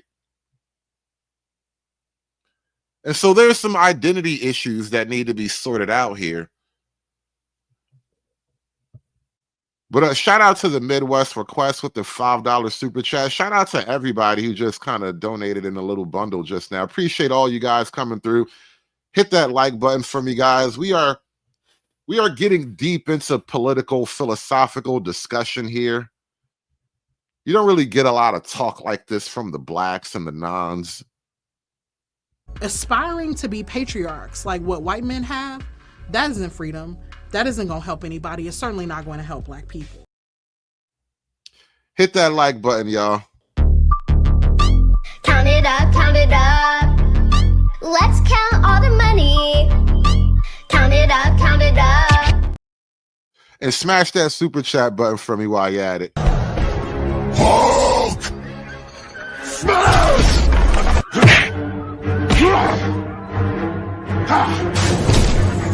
Smash you! You make Hulk angry. You not like Hulk angry. Hulk no like fighting girls. for all. It's like there are like real situations that require our support. And so, I do think, though, the challenge for us here is we have a lot to criticize on what's going on right now, but I also want to make sure we're starting to think about what is our vision for what we want. And we have some work to do to kind of like reestablish an important value for the US, is both making sure people that live here have resources that they need to be okay, like the Black farmers, like we've discussed today, but a whole lot of other folks, but also that it is a value of this country to look out for people that are in true distress in other places and to make a home for them here, and that they can be protected. Is that a value for the next 250 years of this country? I don't know. That's up for grabs right now, but that's something that we need to kind of like run down for ourselves as quickly as we can as we prepare for whatever the next phase is going to be. Wow, Mustafa. So I went deep. Come on, go to my iPad, Henry. I went deep. It took me 5 days to find a photo of a Black person. This is a photo from the U.S. Embassy in Prague. American troops enter Czechoslovakia. This is celebrating what happened on April 18th. So here we go. That's the only black person I done found on the State Department website. So yeah, that's about it. Well, it won't be there tomorrow. You know, their erasure and how. You know, it's so weird about the Black racial conscious people. And again, actually, Perfect Whiteness, you know, speaking of her, she mentioned this issue in that same clip I released last week, where she rightfully so made the comparison that Black folk kind of want, it's almost like white people adopted Black people. And now you have this weird adopted kid situation where there's somehow a resentment because you have this perception that the white people love their kids more than they love the Black people. And it raises an issue on behalf of the Black people. Like, well, why would it bother you that white people care about their people more than they care about you? Why does that make them bad? Because they care about themselves and not you? How they utilize it. So take a picture now so you can hold on to it. You know, it's interesting. They always talk about merit, right? And I'm curious about the merit that is used in relationship to these individuals being able to come when we've got farmers that are in the Sudan and in Congo and a number of other countries as well. So if we want to talk about, you know, the importance of farmers along with our own farmers here, then we know that they have just as much merit to be here in this country as other individuals. I'm one who believes that our country should welcome folks if they're going through a civil war or conflict or a number of other types of things. If that's not the case and you are a refugee, then you need to get in line just like everybody else, like you say everybody else should do. Once again. Oh, now there's a line. And again, it's weird how 59 white people get brought into the country, and all of a sudden the liberals are like, hey, wait a minute, there's a line. There's a line. You have to do it the right way. It's just so weird how we've gotten to that point. I don't know how we wound up at that point where, like, oh, now all of a sudden there's a line. The media is just, there's just so many media hypocrites that have revealed themselves lately. That's why we're kind of just running through it. Let's go back over here to MSNBC now. Let's talk about a narrative you may have heard, that white South Africans, particularly Afrikaners, are being discriminated against and are leaving South Africa as refugees, that they're being pushed out, marginalized, and hunted. It's a narrative that's gaining traction in some quarters of the American political discourse, pushed by voices like Donald Trump and Elon Musk, even by Musk's AI that's built into his social media platform, Grok. Though they've worked to make some changes to what Grok will tell you about this story, it does deserve some unpacking, because this problematic narrative about a complex situation in South Africa is being used to actually say something about America. Now, to understand the story well, we have to go back, way back, 373 years back, to April 6th, 1652. 1652. That's almost like 1619. Three ships from the Wow. Dutch East India Company, the Dromedaris, the Ryger, and the Good Hope, land on the shores of what will become Cape Town. That was the start of a 300-year project of white settler colonialism, which would eventually lead to a tiny white minority ruling over a massive black majority in and across southern Africa. 1652 was the beginning of one of the most brutally sophisticated systems of racial oppression that the modern world has ever known, a system that would in 1948 become entrenched into law as apartheid. Afrikaners, descendants of those French and Dutch settlers, called themselves Boers. The word Boer means farmer, and it's where the term the Boer War comes from. The Boers built their identity around independence, strict Calvinist values, and Oh, Boer means farmer. Oh, okay. later, the institution of white supremacy. They cited the Bible as justification for suppressing non-white people. The word apartheid itself didn't officially enter politics until the national elections of 1948 in South Africa, the one that took South Africa from being just a racist British colony into an independent and thoroughly racist republic. But long before that, British colonists and Boer settlers were already competing over which one of them could treat the black population worse. As I wrote in my book, Small Acts of Courage, they weren't trying to build a better society. They were trying to outdo each other in oppression. There was this belief among Afrikaner nationalists that in a truly democratic South Africa, one in which non-white people could vote.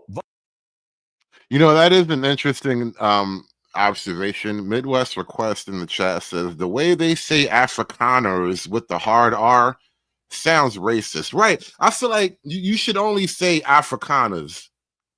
You can't say Afrikaners with the hard R because now you sound like you up to something. That's a great point. You know what? I'm with you on that. Shout out to all my Afrikaners out there. Vote, white people would lose everything. And they didn't just target black South Africans, whom they referred to would lead democratic South Africa, one in which non-white people could vote, white people would lose everything. Oh, shoot. I did not mean to do that. But isn't that exactly the issue, though?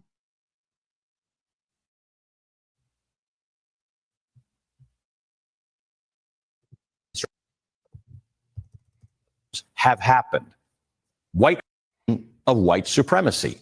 They cited the Bible as justification for suppressing non-white people. The word apartheid itself didn't officially enter politics until the national elections of 1948 in South Africa, the one that took South Africa from being just a racist British colony into an independent and thoroughly racist republic. But long before that, British colonists and Boer settlers were already competing over which one of them could treat the black population worse. As I wrote in my book, Small Acts of Courage, they weren't trying to build a better society. They were trying to outdo each other in oppression. There was this belief among Afrikaner nationalists that in a truly democratic South Africa, one in which non-white people could vote, white people would lose everything. And they didn't just target black South Africans, whom they referred. But is that not exactly where things are headed right now? As more and more time goes by, more and more white South African people are being disenfranchised. We're at the point now where they already have a bunch of racially discriminatory laws written on the books so that a white person can't have this job or whatever. You have to hire a certain amount of black people first before you hire white people, all that kind of stuff. And then they went even further and said, you know what, we're just going to take certain farmland because we want to now. With the derogatory term Kafirs, Indians, like my ancestors who arrived in South Africa in 1893, were called coolies, also a derogatory term. Colored people, the name for people of mixed race, were segregated, they were monitored, they were dehumanized. During that election in 1948, the National Party's campaign slogan read, it was an Afrikaans term, Die Kafir op sy plek, die coolies uit die land. Hey, Portia, I would love to see that written on a t-shirt in simple block print, nothing fancy. Why should white men die so that brown women can learn to read books and talk back to their husbands? Hoodservative, 5/19/2025. Remember this day, people. You know, you guys who've been listening to me for a while, every now and then I say something like insanely profound, and then I just move on. It just gets tossed into the ether. Like we've come up with a lot of deep wisdoms over here on this channel, and that one right there, I got to tell you, that is my among my personal favorites, especially because I do this show when you talk for a couple of hours at a time. It's impossible for it to be like scripted, so this is all just me speaking what I'm thinking, almost unfiltered. And this is probably one of the little snippets I am most proud of. Why should white men die so that brown women can learn to read books and talk back to their husbands? 70 years of global political machination has kind of boiled down to that very question. 5/19/2025. Remember this day, people. We get deep over here. Which translates to the black man in his place, the Asians out of the country. This was literally racism codified, defended, and exported. But then came 1994, a miracle, a revolution without a war. Nelson Mandela elected. White South Africans, including Afrikaners, held a referendum leading up to those elections in which they essentially voted themselves out of power. It was and remains a remarkable act of democratic humility. The Afrikaners knew the game was up and the future lay in a true multiracial democracy. Today, the South African government uses affirmative action and black economic empowerment to redress 3 centuries of economic and educational exclusion, their version of what one might call DEI. And yes, some white South Africans, Afrikaners included, say that this feels a lot like reverse discrimination. They point to quotas in public schools, shifting university admissions, government contracts going to black-owned firms. And just like in America, if white supremacy in a country where white people have the numerical advantage, if it is bad in this country, then is black supremacy bad in a black country where black people have the numerical advantage? Modern liberalism cannot contend with this problem. According to the liberal rules, right, we should be willing to bomb South Africa right now. If we were living up to the actual standards that liberalism claims that it lives by, we would be bombing South Africa. We would be setting up embargoes on South Africa. There would be little gay blue helmet people running around South Africa right now acting like they're keeping the peace.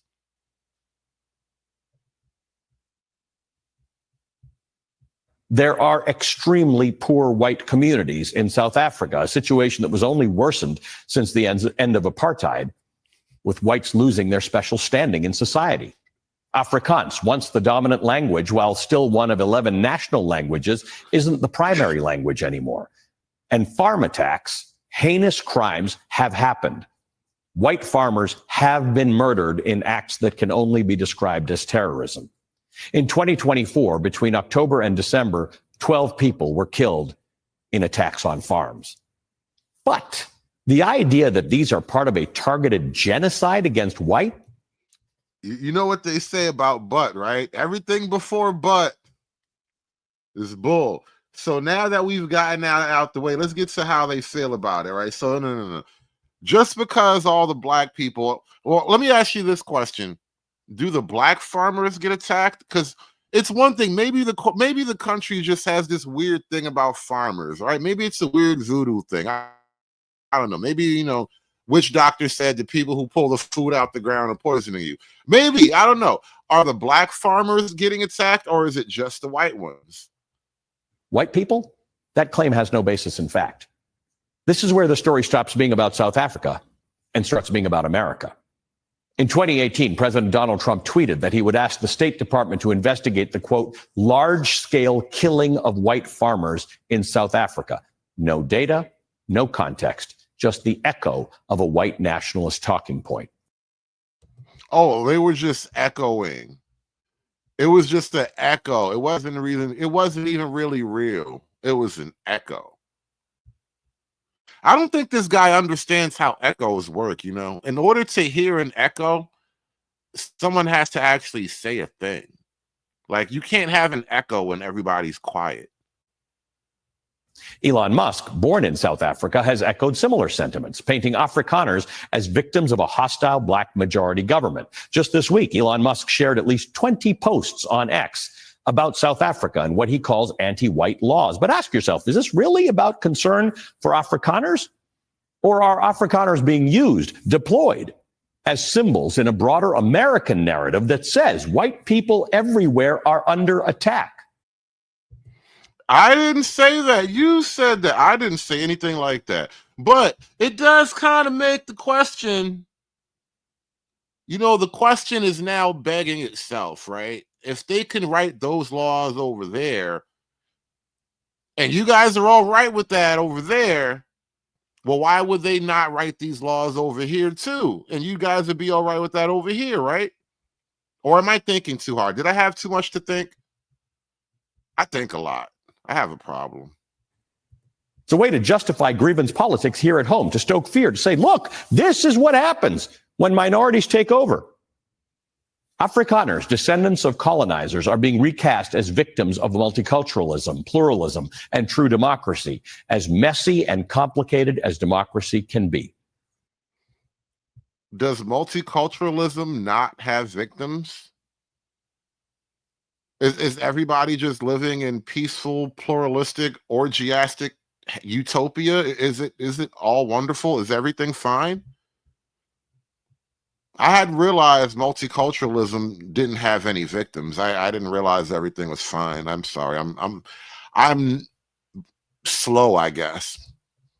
The story of the plight of the Afrikaner is being distorted to scare white Americans into thinking that they too are being replaced, pushed aside, and erased. So the question remains, are Afrikaners being discriminated against?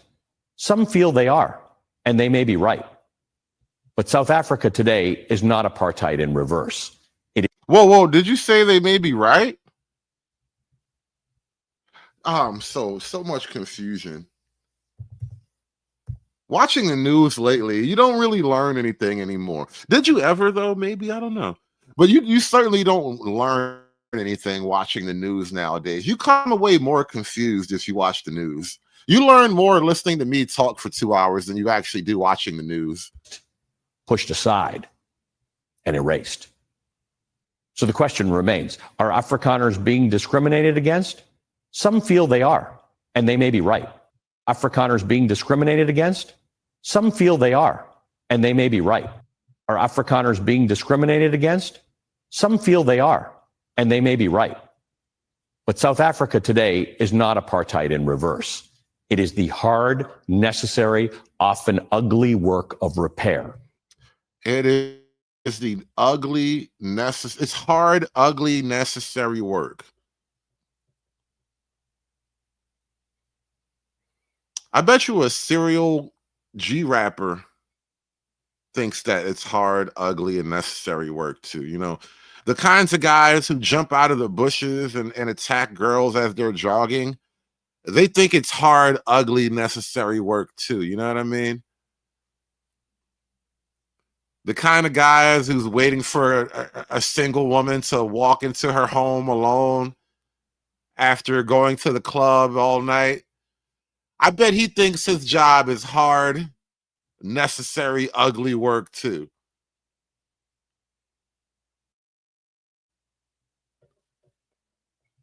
Mike Rose, dirty job, son. And they may be right. But South Africa today is not apartheid in reverse.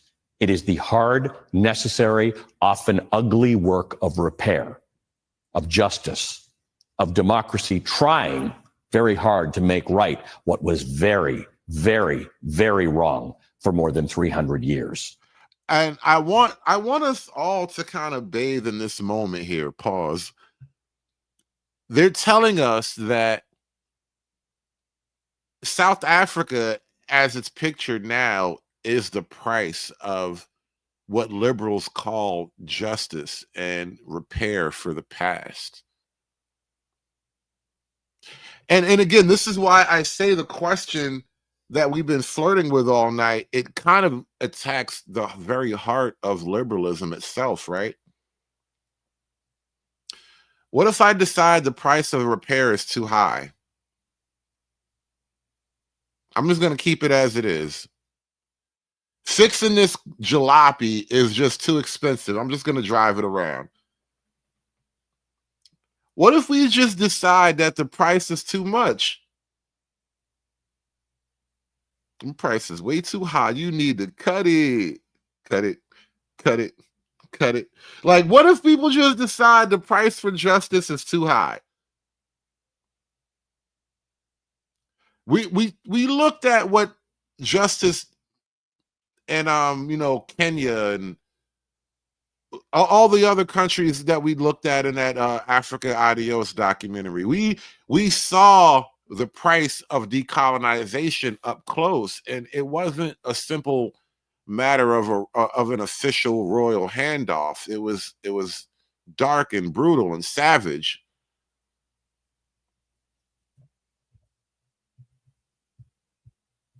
And yeah, SKC, that is a great point. Thomas Sowell has a whole bit about cosmic justice, and liberals are forever seeking to solve the cosmic injustices of the universe, right? And it is that endeavor that causes liberalism, or it causes liberals to place themselves on a godlike level. You really need godlike powers to create the kind of utopia that the liberals are envisioning. This is why, as I grew up, I was a Trekkie or whatever, and I still like Star Trek to this day, but I accept that Star Trek itself is a woke liberal utopian fantasy, or at least the Starfleet, the Academy, the Federation, right? It's a liberal woke utopian academy. A great example of that in the show in the world of Star Trek is the replicators. They can literally generate matter out of raw energy. Like, it requires power. So they're taking raw energy and turning it into matter. Think about what that is on a practical level, to take raw energy, so essentially something like plasma, and convert it into various types of raw matter, food, inanimate objects, guitars, clothes, toys, whatever, right? That's what the replicators on Star Trek were good for. That is essentially what occultists would consider an alchemical pursuit. Converting one type of matter into another type, turning lead into gold. They were attempting to they had essentially harnessed the concept of, like, the philosopher's stone or whatever. And it's a fantastical notion, right? But that's what they really needed to make their federation a thing. It all existed on a fantastical, godlike lie that we can convert raw energy into practical, usable matter. And this is one of the little things that I kind of started to realize about Star Trek. But among other things, right, there's a lot of woke, subversive symbolism going into Star Trek, right? But one thing that was not woke about Star Trek was the Prime Directive. The Prime Directive was very non-woke. It was a very authoritarian type of deal, right? But the reason why I even brought up Star Trek was to kind of point out how the very idea of liberalism relies on fantastical notions that don't actually work. We just lie to ourselves about how things work, but as we really, really look into it, as we really start to have an objective look at things, we accept, if you're honest, you accept that there are some inherent dishonesties built into our modern global liberal moral world order. But I think I'm getting all talked out now. And I think we've come to the end of tonight's discussion. Put a 1 in the chat, guys, if you think I've made a decent argument tonight about race and liberalism and how liberalism has been incapable of dealing with the concept of race, perhaps because it always sought to leverage race as a weapon, but nonetheless, tell me what you guys think real quick before we get out of here. Actually, you know what? I'm going to give you an opportunity to tell me yourselves. I'll do that. I'll do that.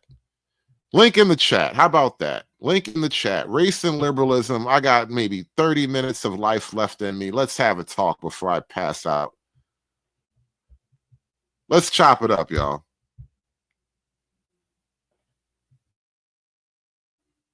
And by the way, if you guys are listening on the main channel right now, I am actually going to close that channel down. So you should really click the link that's in the chat. And we are going to move this show over to the Rumble and the other Hoodservative channel will be up. But I need to funnel all the conversation over to the monetized channels. So shout out to everybody who was listening. The handful of people. You guys have been great. I've been doing this to kind of funnel the audience to the monetized channels. So you guys have been cool with that. But a shout out to everybody listening on the main channel. I'm going to close that out now. But the link is in the chat. If you have any thoughts to add to this discussion about race and liberalism, hit the link before I decide to end this thing and go to sleep early.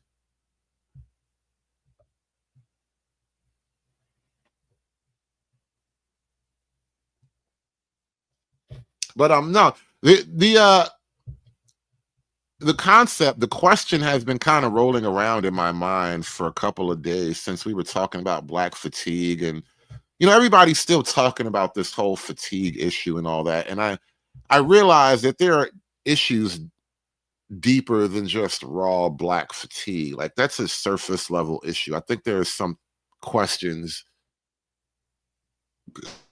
that we're running into right now that we need to maybe just talk about directly instead of dancing around them under the guise of Black fatigue.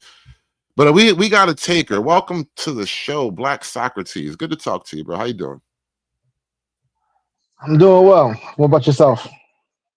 Pretty good, pretty good. My voice is my voice hurts. I'm gonna go get a drink. You got the floor for a second. I need to pour a drink. Okay, no problem. I believe that the things you've been saying are inevitable. Liberalism exists in a contradiction where what's required for liberalism will also be its undoing.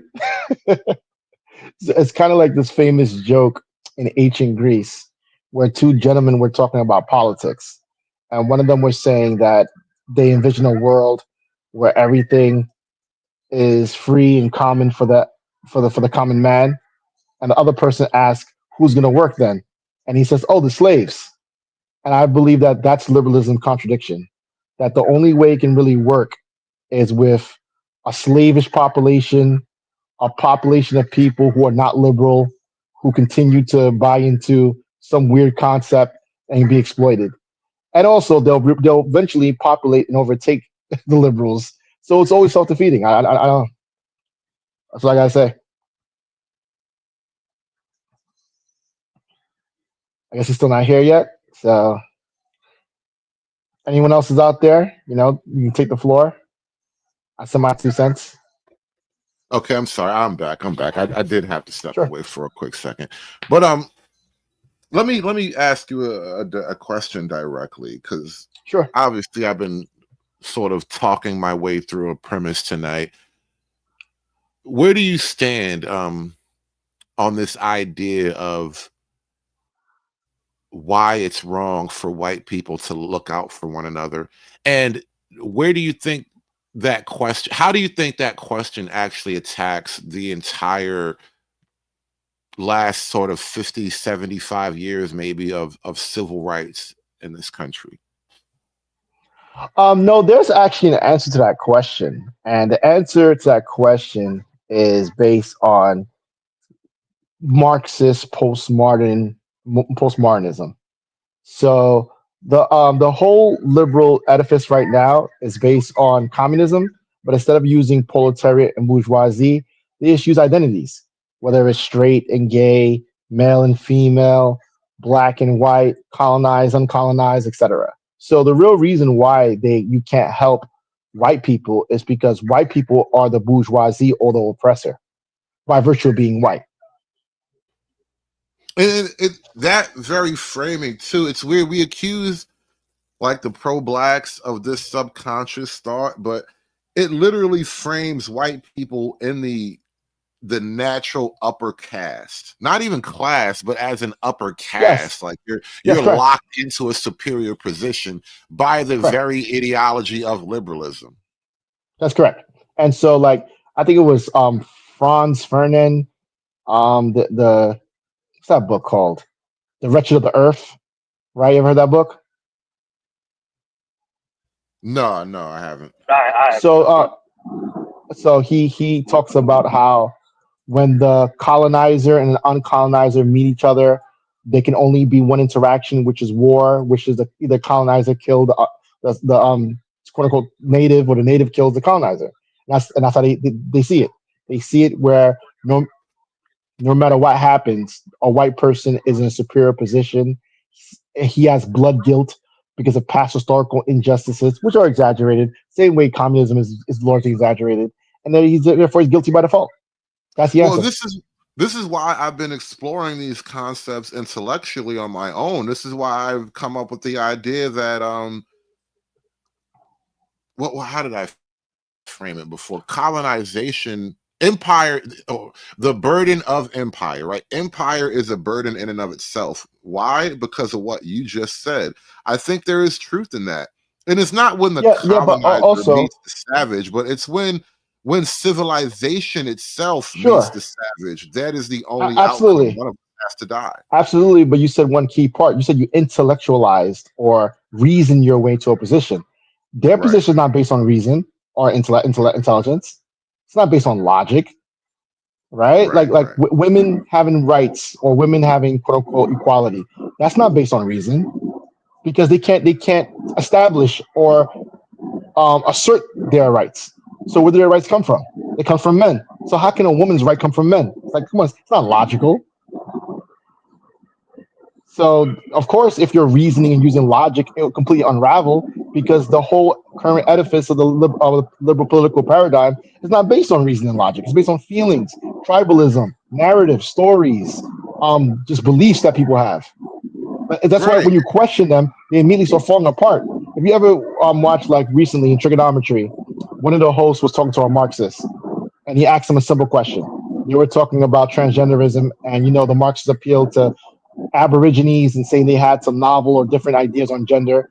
And he asked them, mute you up, Midwest. You got some weird background noise. You got like wind noise or whatever in the background. Gotcha.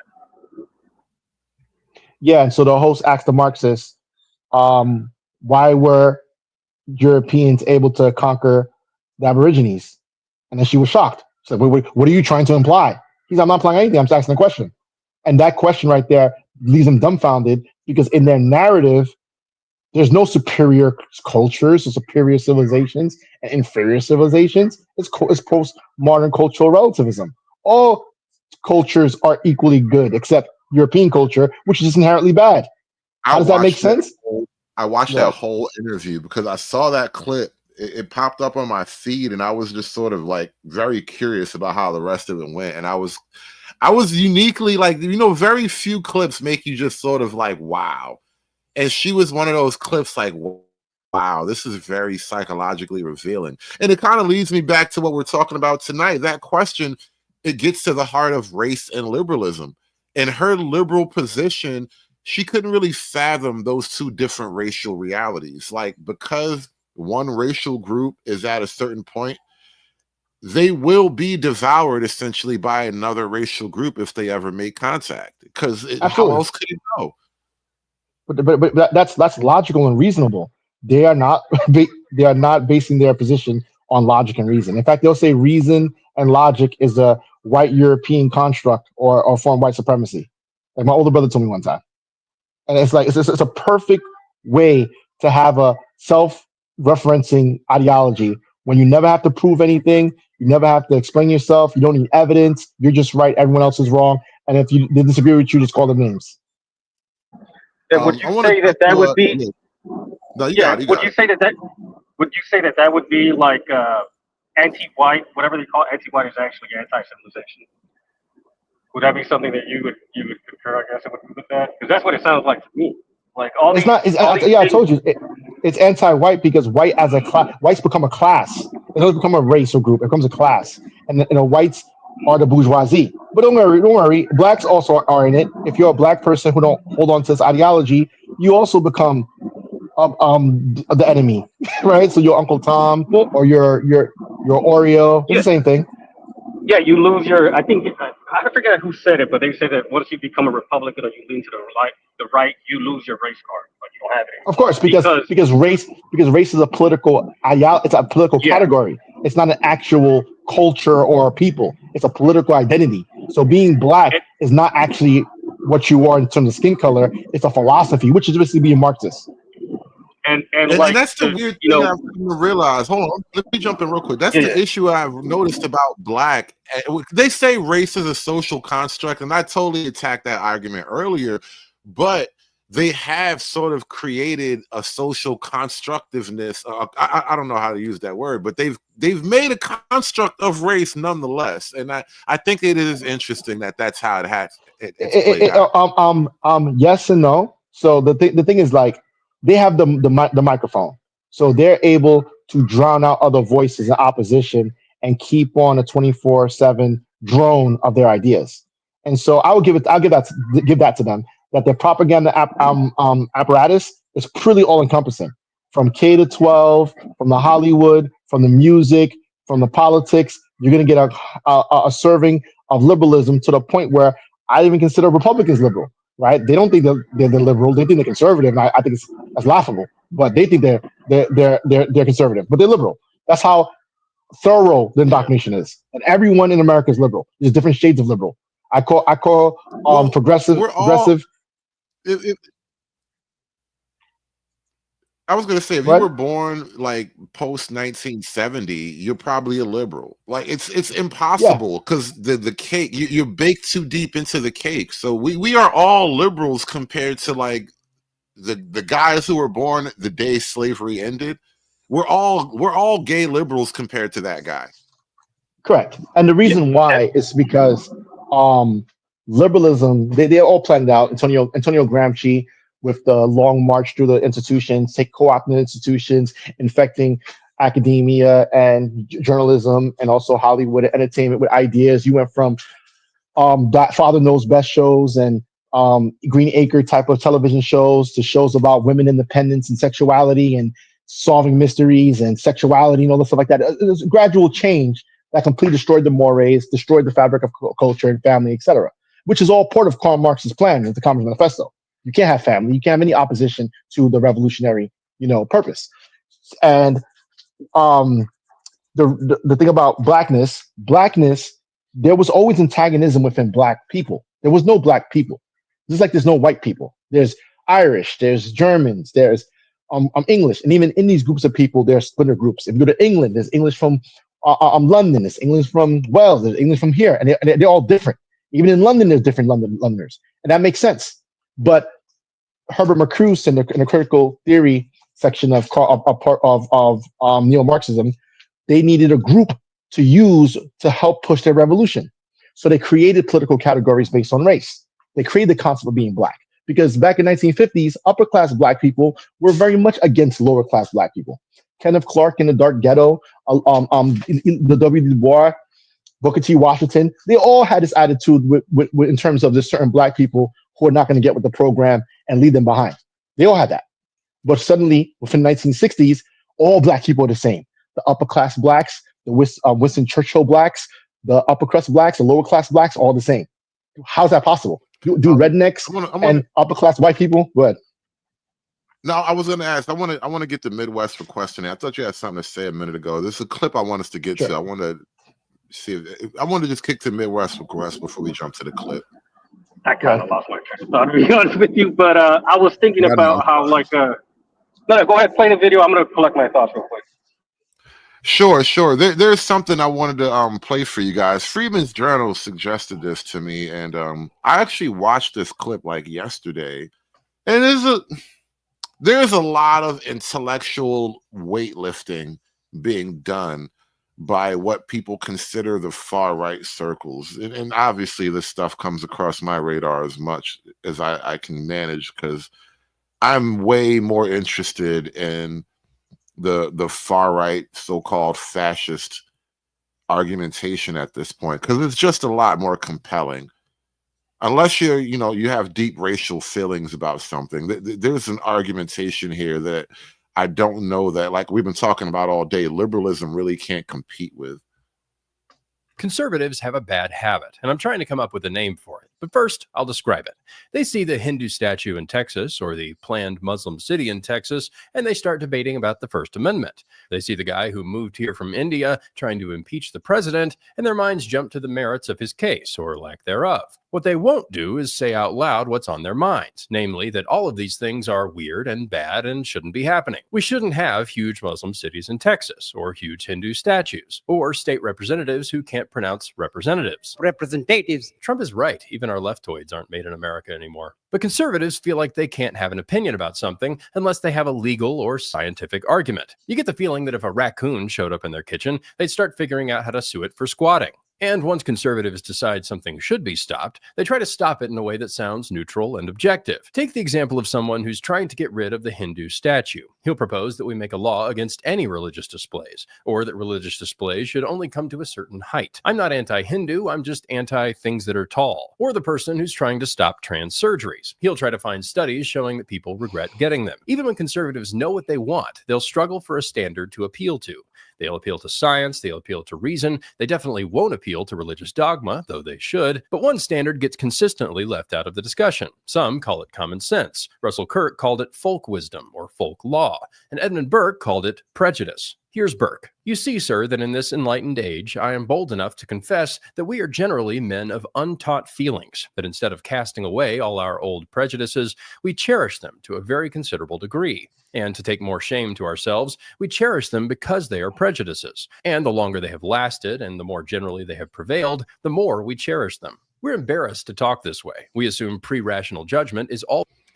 The right wing, the far right, the white wing.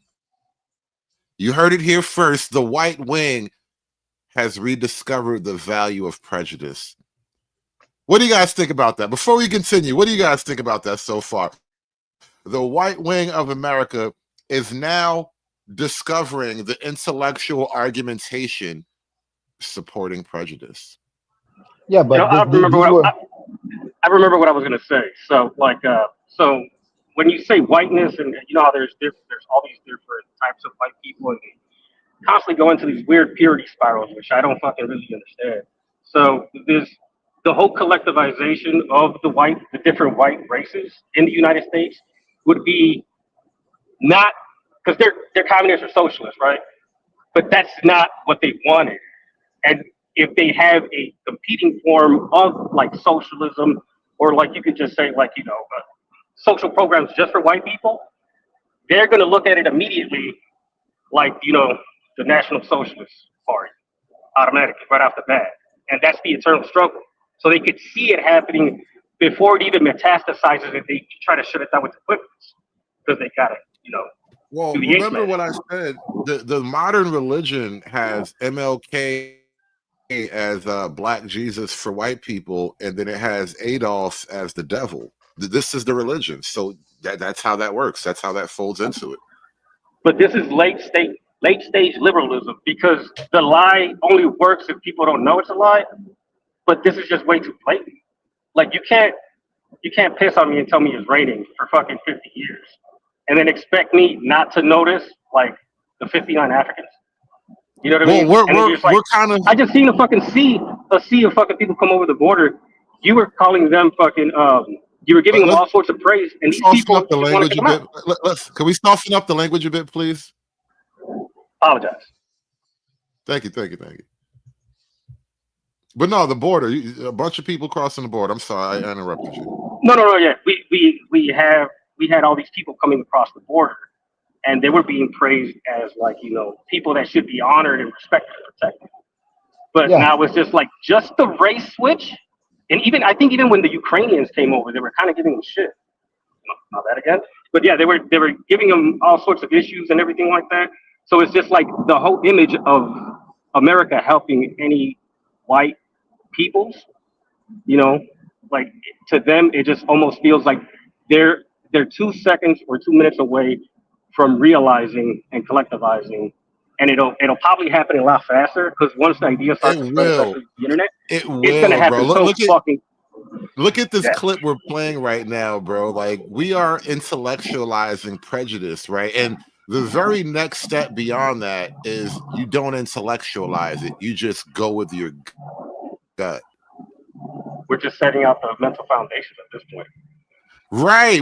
We need to build a sort of practical reasoning for the courage that it's going to require, because courage requires a sort of action. You don't think, you just do, and there's a buildup that's happening to get to that point.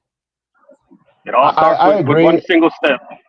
I do think, again, I think it's inevitable because liberalism can only collapse, like it only destroys. So either it's going to be a controlled demolition or just a hastened one. Look, Socrates. It happens really fast because at the fall of the USSR, right? They were playing propaganda on speakerphones in the street. Everything on the news was not real. They knew it. They had food shortages. There was all sorts of poverty, and the people just stopped listening in mass. They just stopped paying attention, and they started protesting. And it collapsed overnight. They didn't have the internet. They didn't have the internet at the end of the USSR, which is another timeline speed. Like it speeds up the timeline. And they had the secret police, and they just lost fear. But I also want to talk about the fact that there's an unspoken issue that I don't think a lot of even people on the right understand. And I always say that the issue with America is not the left. I know it sounds crazy. They think it's the left. It is not the left. The issue, because the left are crazy people. Crazy people shouldn't be an issue for you. They're crazy. The issue with America is actually the right, or the so-called, I call it the so-called right. That's the issue. And a part of the reason why they're the issue is because they're delusional. They're delusional. The soft left? Yeah, the soft left. Like they don't have kids. I remember one time I argued with one of them, right? I was like, white Americans don't have kids, including the conservatives. They have more kids than the left, but that's not saying much, right? The Amish have, on average, 6 kids per family. The Amish, they don't have numbers like that. But one of them commented and said, "Oh, but we're the only ones having kids." Ha ha ha. And I'm like, do you think you have enough kids to replenish the amount of kids not being born? That's the problem. It's like, I don't know what game they're trying to play. It's very strange. Well, I call it. Let me add an exclamation mark to that, because that's a dire observation, but it's even worse. You're not having enough kids to outvote the immigrants that you've just welcomed in. And so now your only solution, and this is why Trump is getting flack, like he's getting a really intense reaction from the liberals, because in order to solve the problem that the liberals have created, and Trump himself is a liberal, like we said, we're all liberals right now, technically, but in order to solve the problem that liberalism has created, Trump has to use what are essentially illiberal methods to fix this, which means they're calling ICE the Gestapo now. And I don't care. And most people don't care, because I don't really care if you have to go hard to solve this problem, because that's how bad it is. I understand that, but how does that stop? Well, let's say Gestapo works, ICE works, they get all the illegals out of the country. We still have to contend with the fact that we're going to have negative birth rate.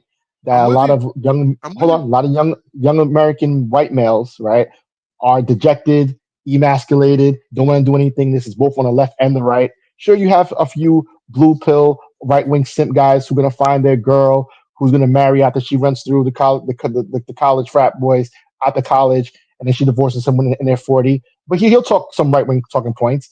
But the results will be so abysmal that it means nothing. It's hollow. Now, that's the real issue. We have a cultural problem. We have a spiritual cultural problem that nobody really wants to talk about. That Americans are no longer American. We no longer believe in the Constitution like that. We no longer believe in the ideals of the framers or the forefathers. We don't believe in meritocracy. We're all lazy. We're all liberal. We're all fat, and we just give lip service to the past because we don't believe we're not that anymore. That's the issue. Let me put a pin in that real. Midwest, you want to say something before we get back to the clip? Yeah, the whole comment about like, this is not the fatherland or the motherland, because those are, you're looking at the country as part of your family. It's something you don't disrespect. If you hear Russians talking about Mother Russia, they're speaking with love and admiration, right? Even like, the Germans with the fatherland, right? They speak very highly of the country. We just have Even a with homeland. Britain's and the Queen, it's the same Yeah. concept with the British and the Queen. But we have a house, like we have a homeland, right? That we decided to turn into some makeshift orphanage and a hotel, and nobody's respecting the people that were already there. And like now they're clicking up. Do the people who are already there respect themselves? That's hard. I think it's I give you a prime example. I give you a prime example. I'll give you a prime example. I'll give you some examples. Let me give you some examples. Let me go concrete for you. Let me concrete for you. No, so what is the American response to tyranny? We need guns. It's literally water the tree of liberty with the guns. Okay, yeah, Tom, yeah, yeah, exactly. When the last time Americans done that? You're not American. It's not in you. It's not. I can literally tell you. Hold on. You talking about? I'll tell you. After World War II, I know. After World War II, what was it? Athens, New York. Yeah, not Athens, New York. It was, I think, Tennessee. They came and the sheriffs were wilding out. They shot a black man trying to vote. They got it mad and they got their guns and took it off. No. I'm literally. I don't know the exact situation you're referring to, but I'm talking about a town. I don't know if it was in New York, but it was a town called Athens. And right after World War II, they had like the local government kind of had a little mini communist takeover. And it literally ended with an armed standoff. And that's kind of the answer to that question. But that was the last time. Because after that, the next sort of thing that happened was like, I don't know, the hippies and, Kent State or whatever. Like it wasn't, we didn't really have the same type of thing after that. Yeah, so I'm not advocating for armed rebellion. I'm advocating for something simple like keeping track of your local elections, which Americans don't do, even on the right, of keeping your local councilman to task, not allowing tasks. I work for the election, so yeah. So I'm like, I work for the election, so I do feel that frustration because like the Republicans are nowhere to be found. Like when I show up, so just like we have to like find them, and so we could just have equal numbers of Democrats and Republicans. Let me tell you. And they don't show my up. story. Let me tell you the ballad of Black Socrates, because I know what I'm talking about because I lived it. I ran a single man crusade against my entire state. And by myself, brought a lawsuit over taxes. By myself, okay, we'll help other citizens, small number, sued the city over taxes. Won. Do you know what they did? They appealed it. Mind you, this is over taxes. The act in the that they passed for the act for I think 211 required a cap on taxes that is based on property values, which is brilliant, meaning that the property values of the municipality is decreasing. You can't raise property taxes because these people are getting poorer. They wanted to lift the cap so they can raise the taxes as high as they want, regardless of what's happening. The lawsuit prevailed. They appealed it and changed the state constitution. Both parties, both houses, publicly, no fanfare, no argument, no complaint. Not even a town hall meeting, nothing. I was like, you know what? This country doesn't care. The apathy is large. I don't know.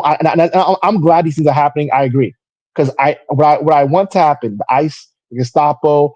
I want the demographic shortfall to happen. I want Americans to really take a look in the mirror. They need to really take a look in the mirror and realize what they have become, and then decide what they're going to do about it. Because as long as they can hide it by allowing immigrants, there's all this stuff to hide it. Allow immigrants to come here to show up the demographic fall that our women don't want to have kids. Allow outsiders to bring innovation and bring ideas. Our school system sucks and our innovation sucks, and we don't want to do any ideas anymore. We don't want to invent anymore. There's too much red tape. There's too much bottlenecking. We don't even. The last time we created anything was a Tesla, but before that, it was nothing. We only do things in software because. Let me jump in. I got to cut you off somewhere, but let me stop right there because I need to get back to the clip. You were on a rant, but I had to cut you off at a great point. I understand. You were kind of going too far. Always unfair. We want all of our opinions to come from double-blind studies or careful deliberation.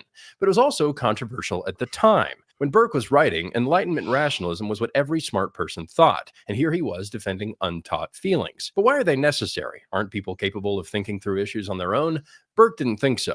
We were afraid to put men to live and trade each on his own private stock of reason, because we suspect that the stock in each man is small, and that the individuals would do better to avail themselves of the general bank and capital of nations and of ages. Now, there's an important distinction here. I'm not saying that all human beings intuitively know what's right, as if everyone, given enough time in the right armchair, would come up with the same conclusions about the world. That's like expecting everyone who picks up a guitar to eventually write Stairway to Heaven. Remember, some cultures are prejudiced against bathing, but Burke was an Englishman writing to a Frenchman. He saw the French throwing away generations of good prejudices and embracing chaos. Healthy prejudices come from healthy cultures. Now remember, liberalism was born in the French Revolution, so this is all tied together.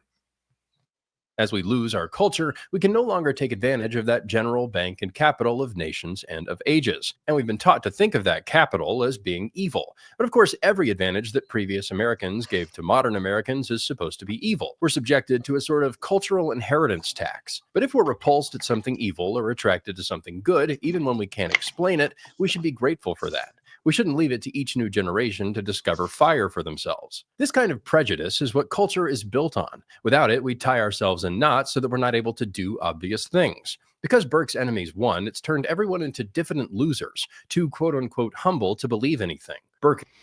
You know, a thought just occurred to me, and I keep stopping to go off on tangents, but I got to say this out loud.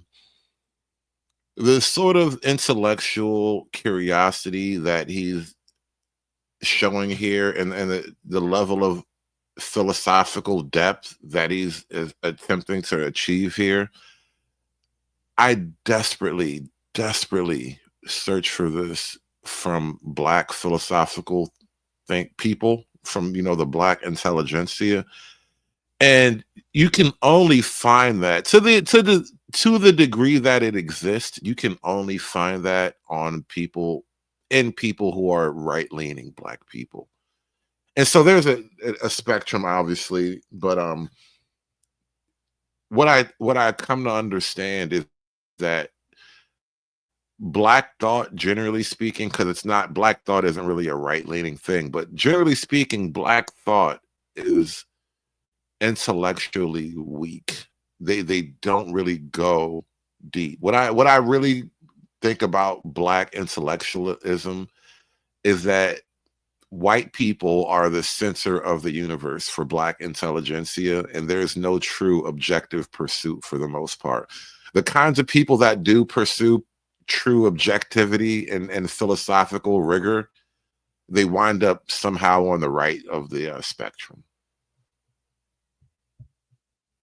Again. Prejudice is of ready application in the emergency. It previously engages the mind in a steady course of wisdom and virtue, and does not leave the man hesitating in the moment of decision, skeptical, puzzled, and unresolved.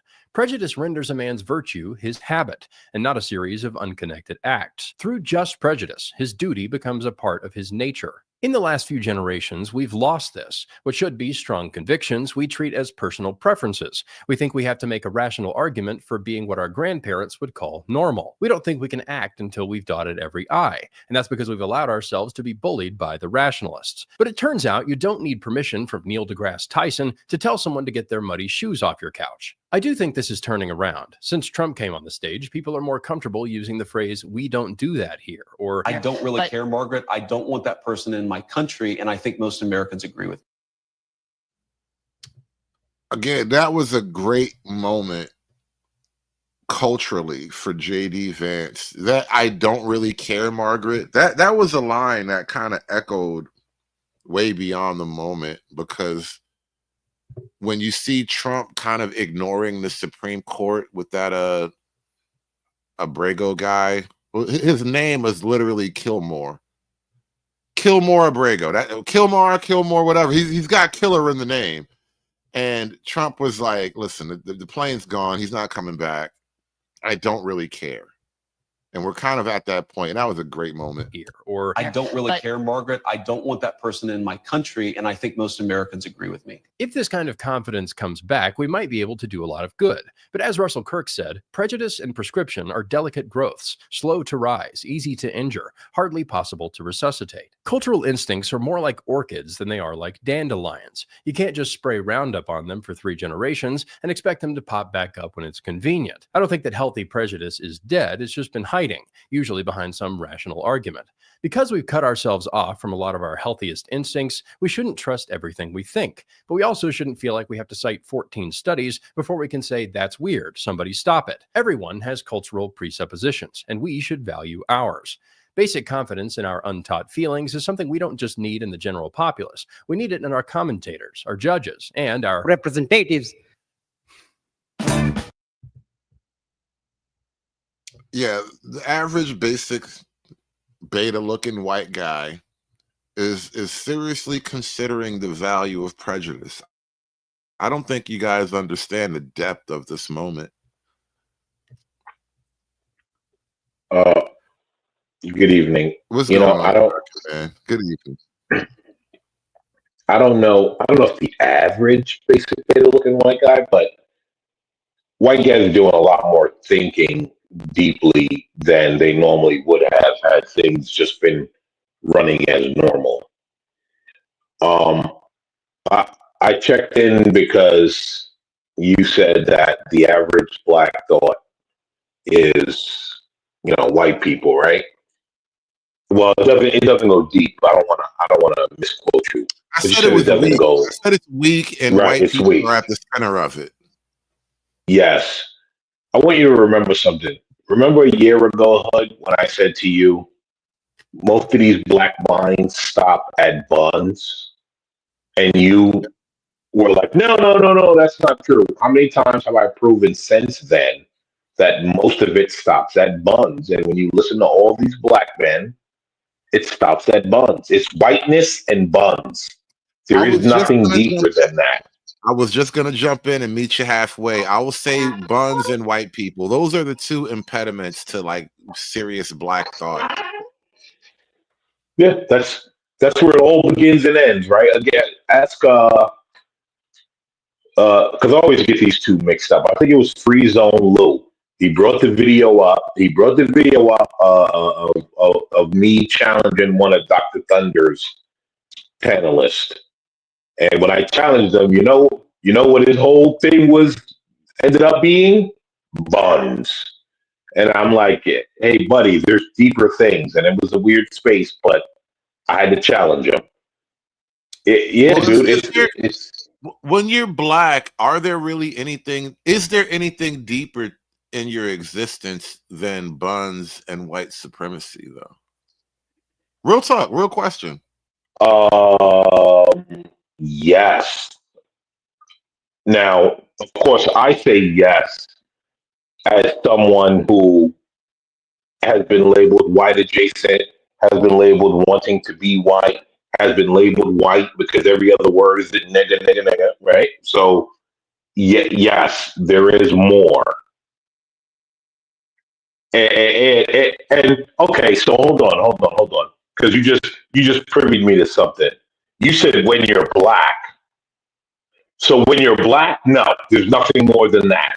You're just labeled, right? So yes, when you're black, your only things are buns and white supremacy. Correct. I agree with that. When you're black. once you step outside of blackness, you have a lot more going. So I do agree that yes, when you're black, there's only buns and I'm glad I white didn't have to supremacy. I'm glad I didn't have to like walk you to that point. It's kind of self-evident when you stop to think about it, right? But that's really the conundrum of it all. And this is why I would like for there to be more black intellectuals, true intellectuals, but as it is right now, black and intellectual stops at buns and white supremacy, and that's unfortunate because all the black intellectuals are on the right wing, which is why I just happen to find myself on the right wing as well, I guess. And even some of them are very hollow when you really listen. Like I don't necessarily have a problem with them, but I just don't associate myself with the likes of Brandon Tatum because I just don't think that he goes deep enough. That's me, right? Not speaking for conservative. That's me. Yeah, I'm not even considering him like some kind of intellectual. Like he was just a dude. Okay. Like, so you're talking about the Glenn Lawrys. Okay. Yeah, right. I aspire to as intellectualism sometimes. So like I really do think about issues or whatever. I don't know how Brandon Tatum approaches things, but I do know. So you got the Lowrys, the E. Franklin Frazier, I think his name. You got a bunch of guys who are black people from different walks of life, but they have put a lot of intellectually rigorous pursuit into what they've done, into the conclusions that they've arrived at. And I just don't really see that much of it. And the few that I see, they either by political leaning or just by default, they are on the right. Either by pursuit or by exclusion, they get forced out. There's John McWhorter, right? Well, hold on. I was just yeah, you're right. So hold on. I was just getting ready to say, right? I wish John McWhorter would. I wish he would just not want to be in liberal spaces. But I understand he's got young children. I understand why John McWhorter is who he is, because if you listen to after he came out with the book, which was a great book, what the hell was the name of his last book? Woke Racism. The woke racism, right? Was a really good book. Read that book, loved it, right? But after that, liberal academia damn near got him up out of there, and then he did a full 360, which I understand, right? He got to feed his children. So I get it. I don't really hold that against John. But I wish John would. That's what I was trying to say. I was trying to say there's no money. If you're an intellectual and you're black, you better do it as a hobby. If you want to do it as a profession, there is no space for you on the left as a black intellectual.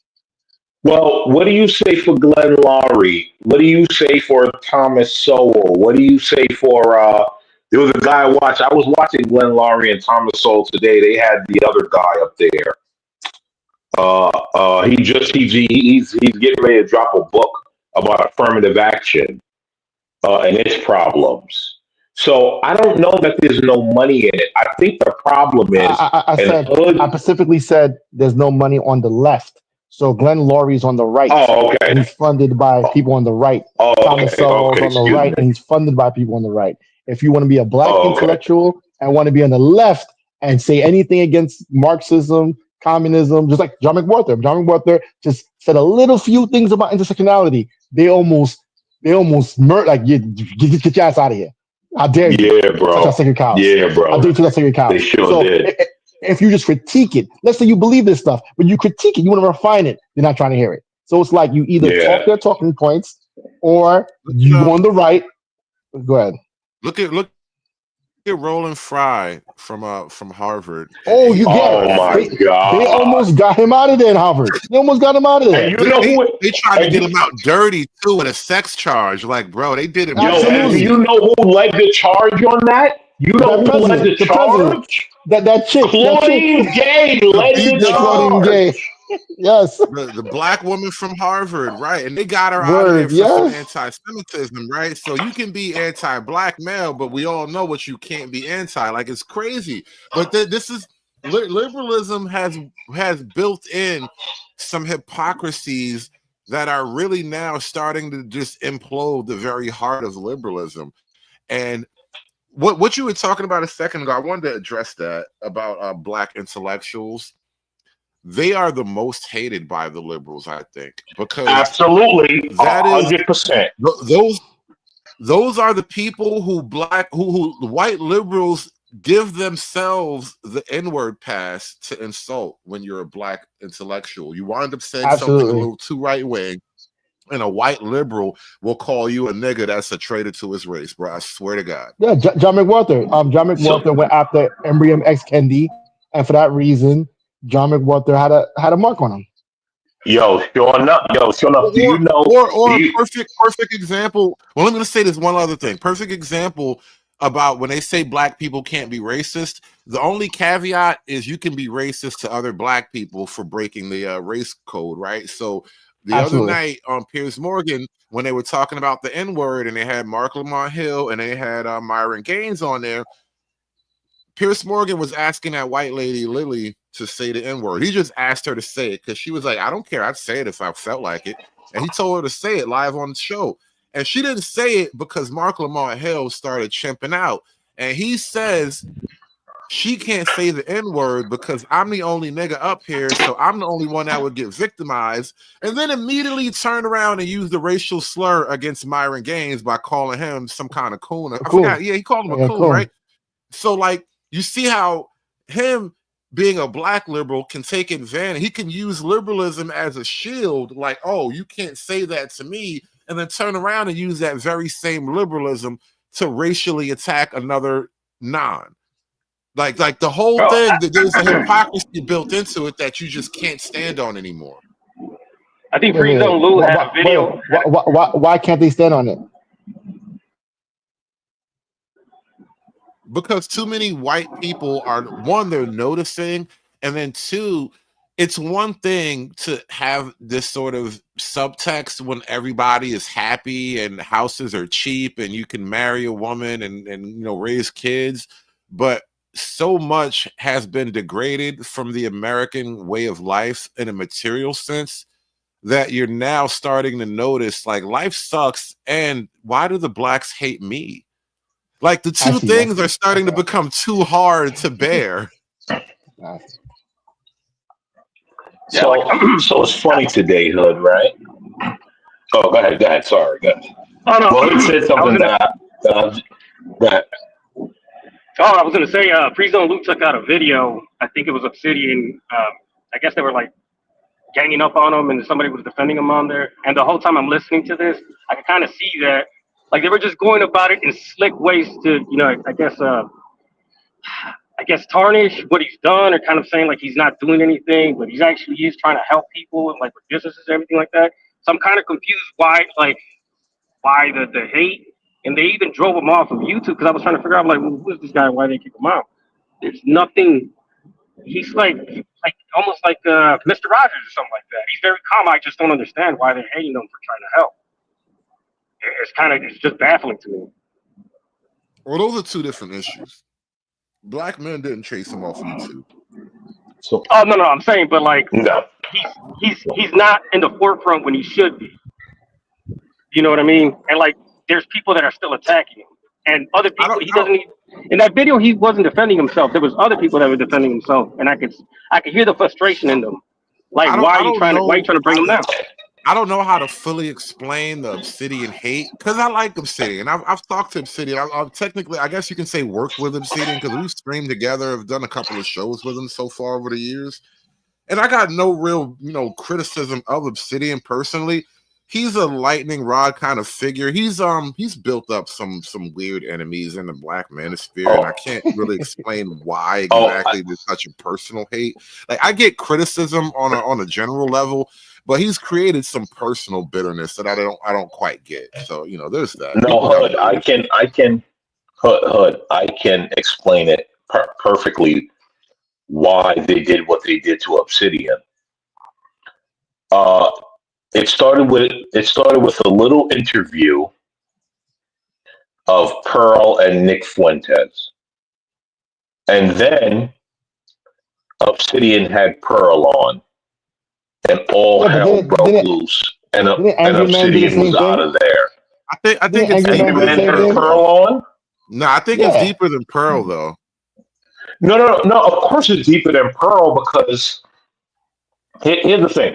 Of course, it's deeper than Pearl because Obsidian speaks on masculinity. Now, as you said, right? Liberals hate nothing more than black masculinity, right? Like straight, strong back black men. So that's a problem number one. Then you have Pearl on, and all hell breaks loose. So that was just pretty much the final. He's got to go. And, Now, and that's my belief on what happened to Obsidian.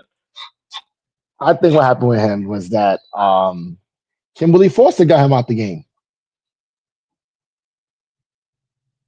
No, that's literally what happened. He had a Yeah, beef literally. with her. But that's aside from like the black men thing, because we're talking about like why black men in particular. Because I know what was referenced. Like, so he went on somebody's show. I forget who, but he does like a guest appearance, and then they have the panelists come up, and then it was Gabe A, Tech Pookie. It's funny Gabe A turned himself into Tech Pookie, but I know Gabe was kind of leading the anti-Obsidian charge, and I didn't watch it all, but I know I watched a little bit of that much of it, and I guess it kind of went even worse after that. But even before then, before the whole thing with Kimberly Foster, Obsidian just has a lot of black men who severely dislike him, and I don't really get the whats and whys of it. Like to be a listener and to have such a hatred for a guy who just like says things on YouTube, I don't really understand that. Like, there's a bunch of people on YouTube I don't really care for. Yeah, but I that's don't still hate him. common. I'm not like trying to go out and argue with him every time he There are pop up. people who hate. There are people who hate Anton Daniels, and I don't know why. I don't like. I don't hate FD. I don't hate anybody because I'm like, it's not that serious. These guys are just guys who talk on the internet. If I was gonna hate a guy intellectually, it would be an FD signifier. But even a guy like that, I'm not trying to go around and like make you a personal enemy of mine. It's people just have a weirdness about things I don't quite get all the time. Well, HUD again, right? You have to remember it's either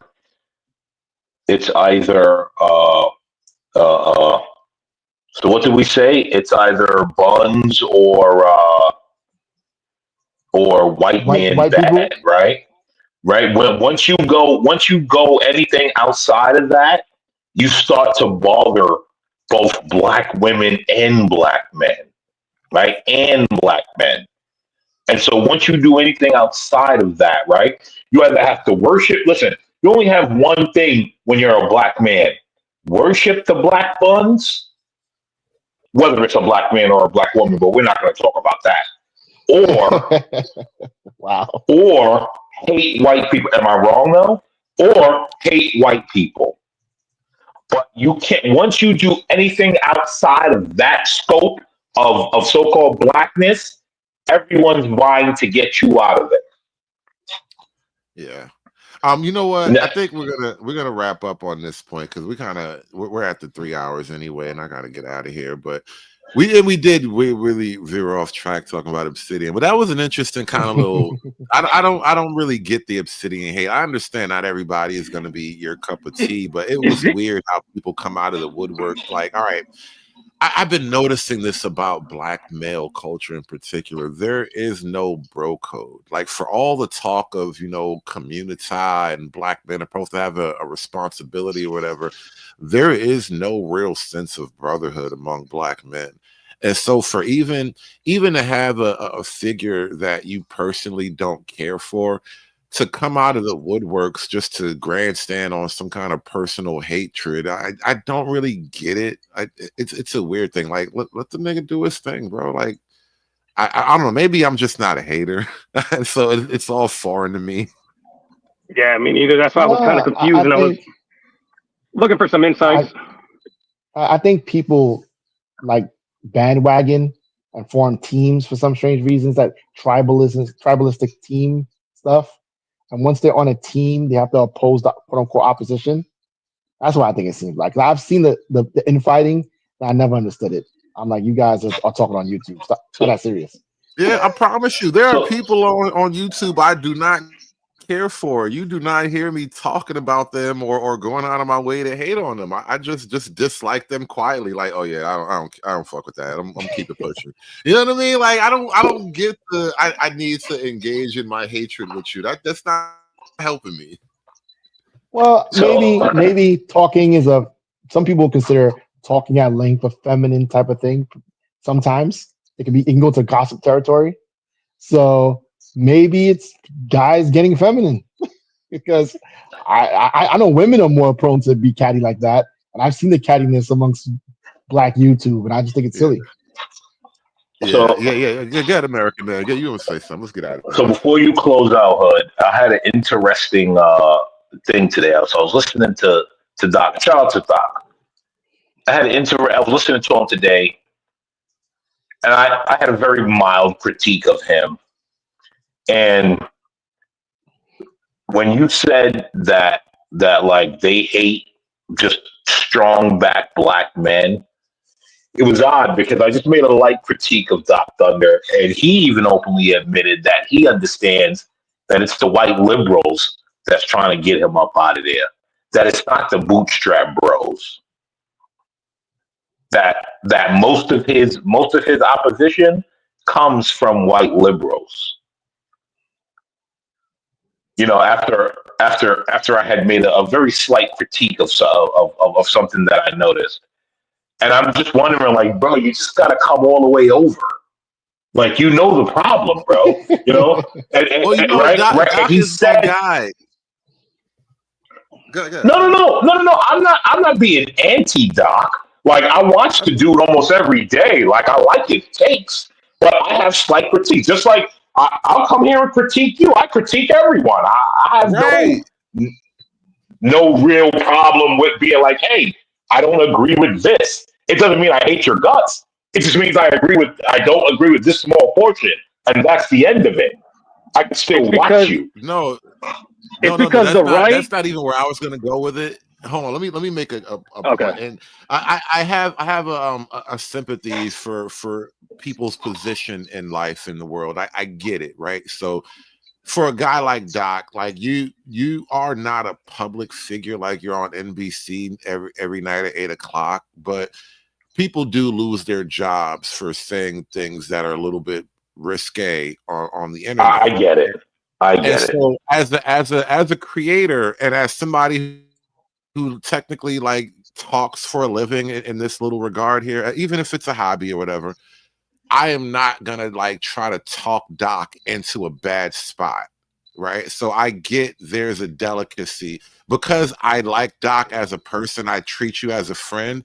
I'm not gonna try to like force you into a corner or something like that, or try to get you tripped up to say something weird. And then even outside of that thing, I am not trying to like intensely probe your positioning here. You know what I mean? I'm gonna let you in whatever time you feel like you can go as far as you want in your time, right? But I'm not trying to drag things out of you because not everybody is in a position to just speak as freely. Well, listen, I've only shown my face accidentally on camera, right? So I get people have a certain thing that they maybe need to protect, and I respect that totally. So I agree with you, right? 100%, right? And I'm not trying to drag anything out of him. Here's my thing, right? Is that my slight critique was I noticed how when you talk about guys on the right, there's this weird sort of hint to it that is not there when you talk about guys on the left, but then you say you're down the middle, right? So that's the thing that, like, I accept anyone being down the middle, but I need the same hint on both sides. It can't. Once I sense the difference, then it bothers me a little bit. But I'm not trying to walk you down. I'll right? say, I'll but I'm say not trying flat to. out. I'll say it flat out. No, I see when Doc talks. Doc is very much team black, and I don't begrudge him in that. And I can see hints of it in how he approaches certain things. And I don't necessarily think that's a wrong or a bad thing. But I have discomforts with it, not because it's team black, because I just know that there are other implications that give me pause. And so I don't necessarily like probe it because I want to like make him look bad or try to get some kind of slam dunk. Well, that's not where I'm coming from, Hood. My thing is, if you say you're down the middle, I have no problem with that. I respect anyone down the middle, right? I respect anyone down the middle. But then when I start seeing the leanings and the hints, that's where it bothers me. If you're not down the middle, then just sort of be like, yeah, I'm not down the middle. But it's not to make him look bad or anything. I again, like I said, I watch Doc Show almost every day. Like there's no way I could dislike the guy and watch him every day. Like I'm not weird like that. I don't hate watch people. That's weird. And energy that I don't have. I think American man, and I try to like lose the ego as I do this sort of thing. So like when you said a minute ago, like, you know, you can criticize me. I try not to take things personally or whatever. So when we have conversations, I can just take things as it is. And I don't know that everybody is capable of that. And so like when we have these kind of conversations, it's very easy for the listener to try to like draw beef out of things when we're just being very observational. And I think it's as simple as that. You know, we just notice things and we want to talk about them to see what it is. Okay, agreed. I'll stop there. I agree, sir. Correct. Understand. Yeah. But at that point, you know what? I've been trying to get out of here because I want to go to sleep now. I got to get up in the morning. But we do have to wrap this show up tonight. But anyway, we've been talking about race and liberalism this whole show for the most part. And I do think these are two issues that are on a collision course. And we'll see how it plays out. But, you know, shout out to the Afrikaners. You know, no hard R's. All the Afrikaners. They my niggas. You know, welcome to the country. I can't believe nobody ever pointed that out. Say that again a minute. Say that again, I said I can't believe nobody actually point that out, that there's a hard ER there, and it kind of sounds a little bit too similar to it. So I'm just saying, why the fuck do they keep saying it like that? So, yeah, bro, that's crazy. I think you typed it in the chat. It was hilarious. But yeah, shout out to all my Afrikaners, man. We got a soft R. We got a soft R in, bro. They like the new niggas, bro. But we out of here, man. Yo. We out of here. Shout out to Thank you for having me, man. Shout out to the panel, man. Thank you to all the people who supported the show tonight. Appreciate everybody in the church. We are going to get this one put in the bag. I got to go. I'm tired. I'm hungry and I'm thirsty and I got to use the bathroom. You guys go home, man. Get out of here. Get out of here. Aspiring to be patriarchs like what white men have, that isn't freedom. That isn't going to help anybody. It's certainly not going to help black people. And I want to understand white rage, and I'm white. It's done. It's done. It's done. It's done. It's done. It's done.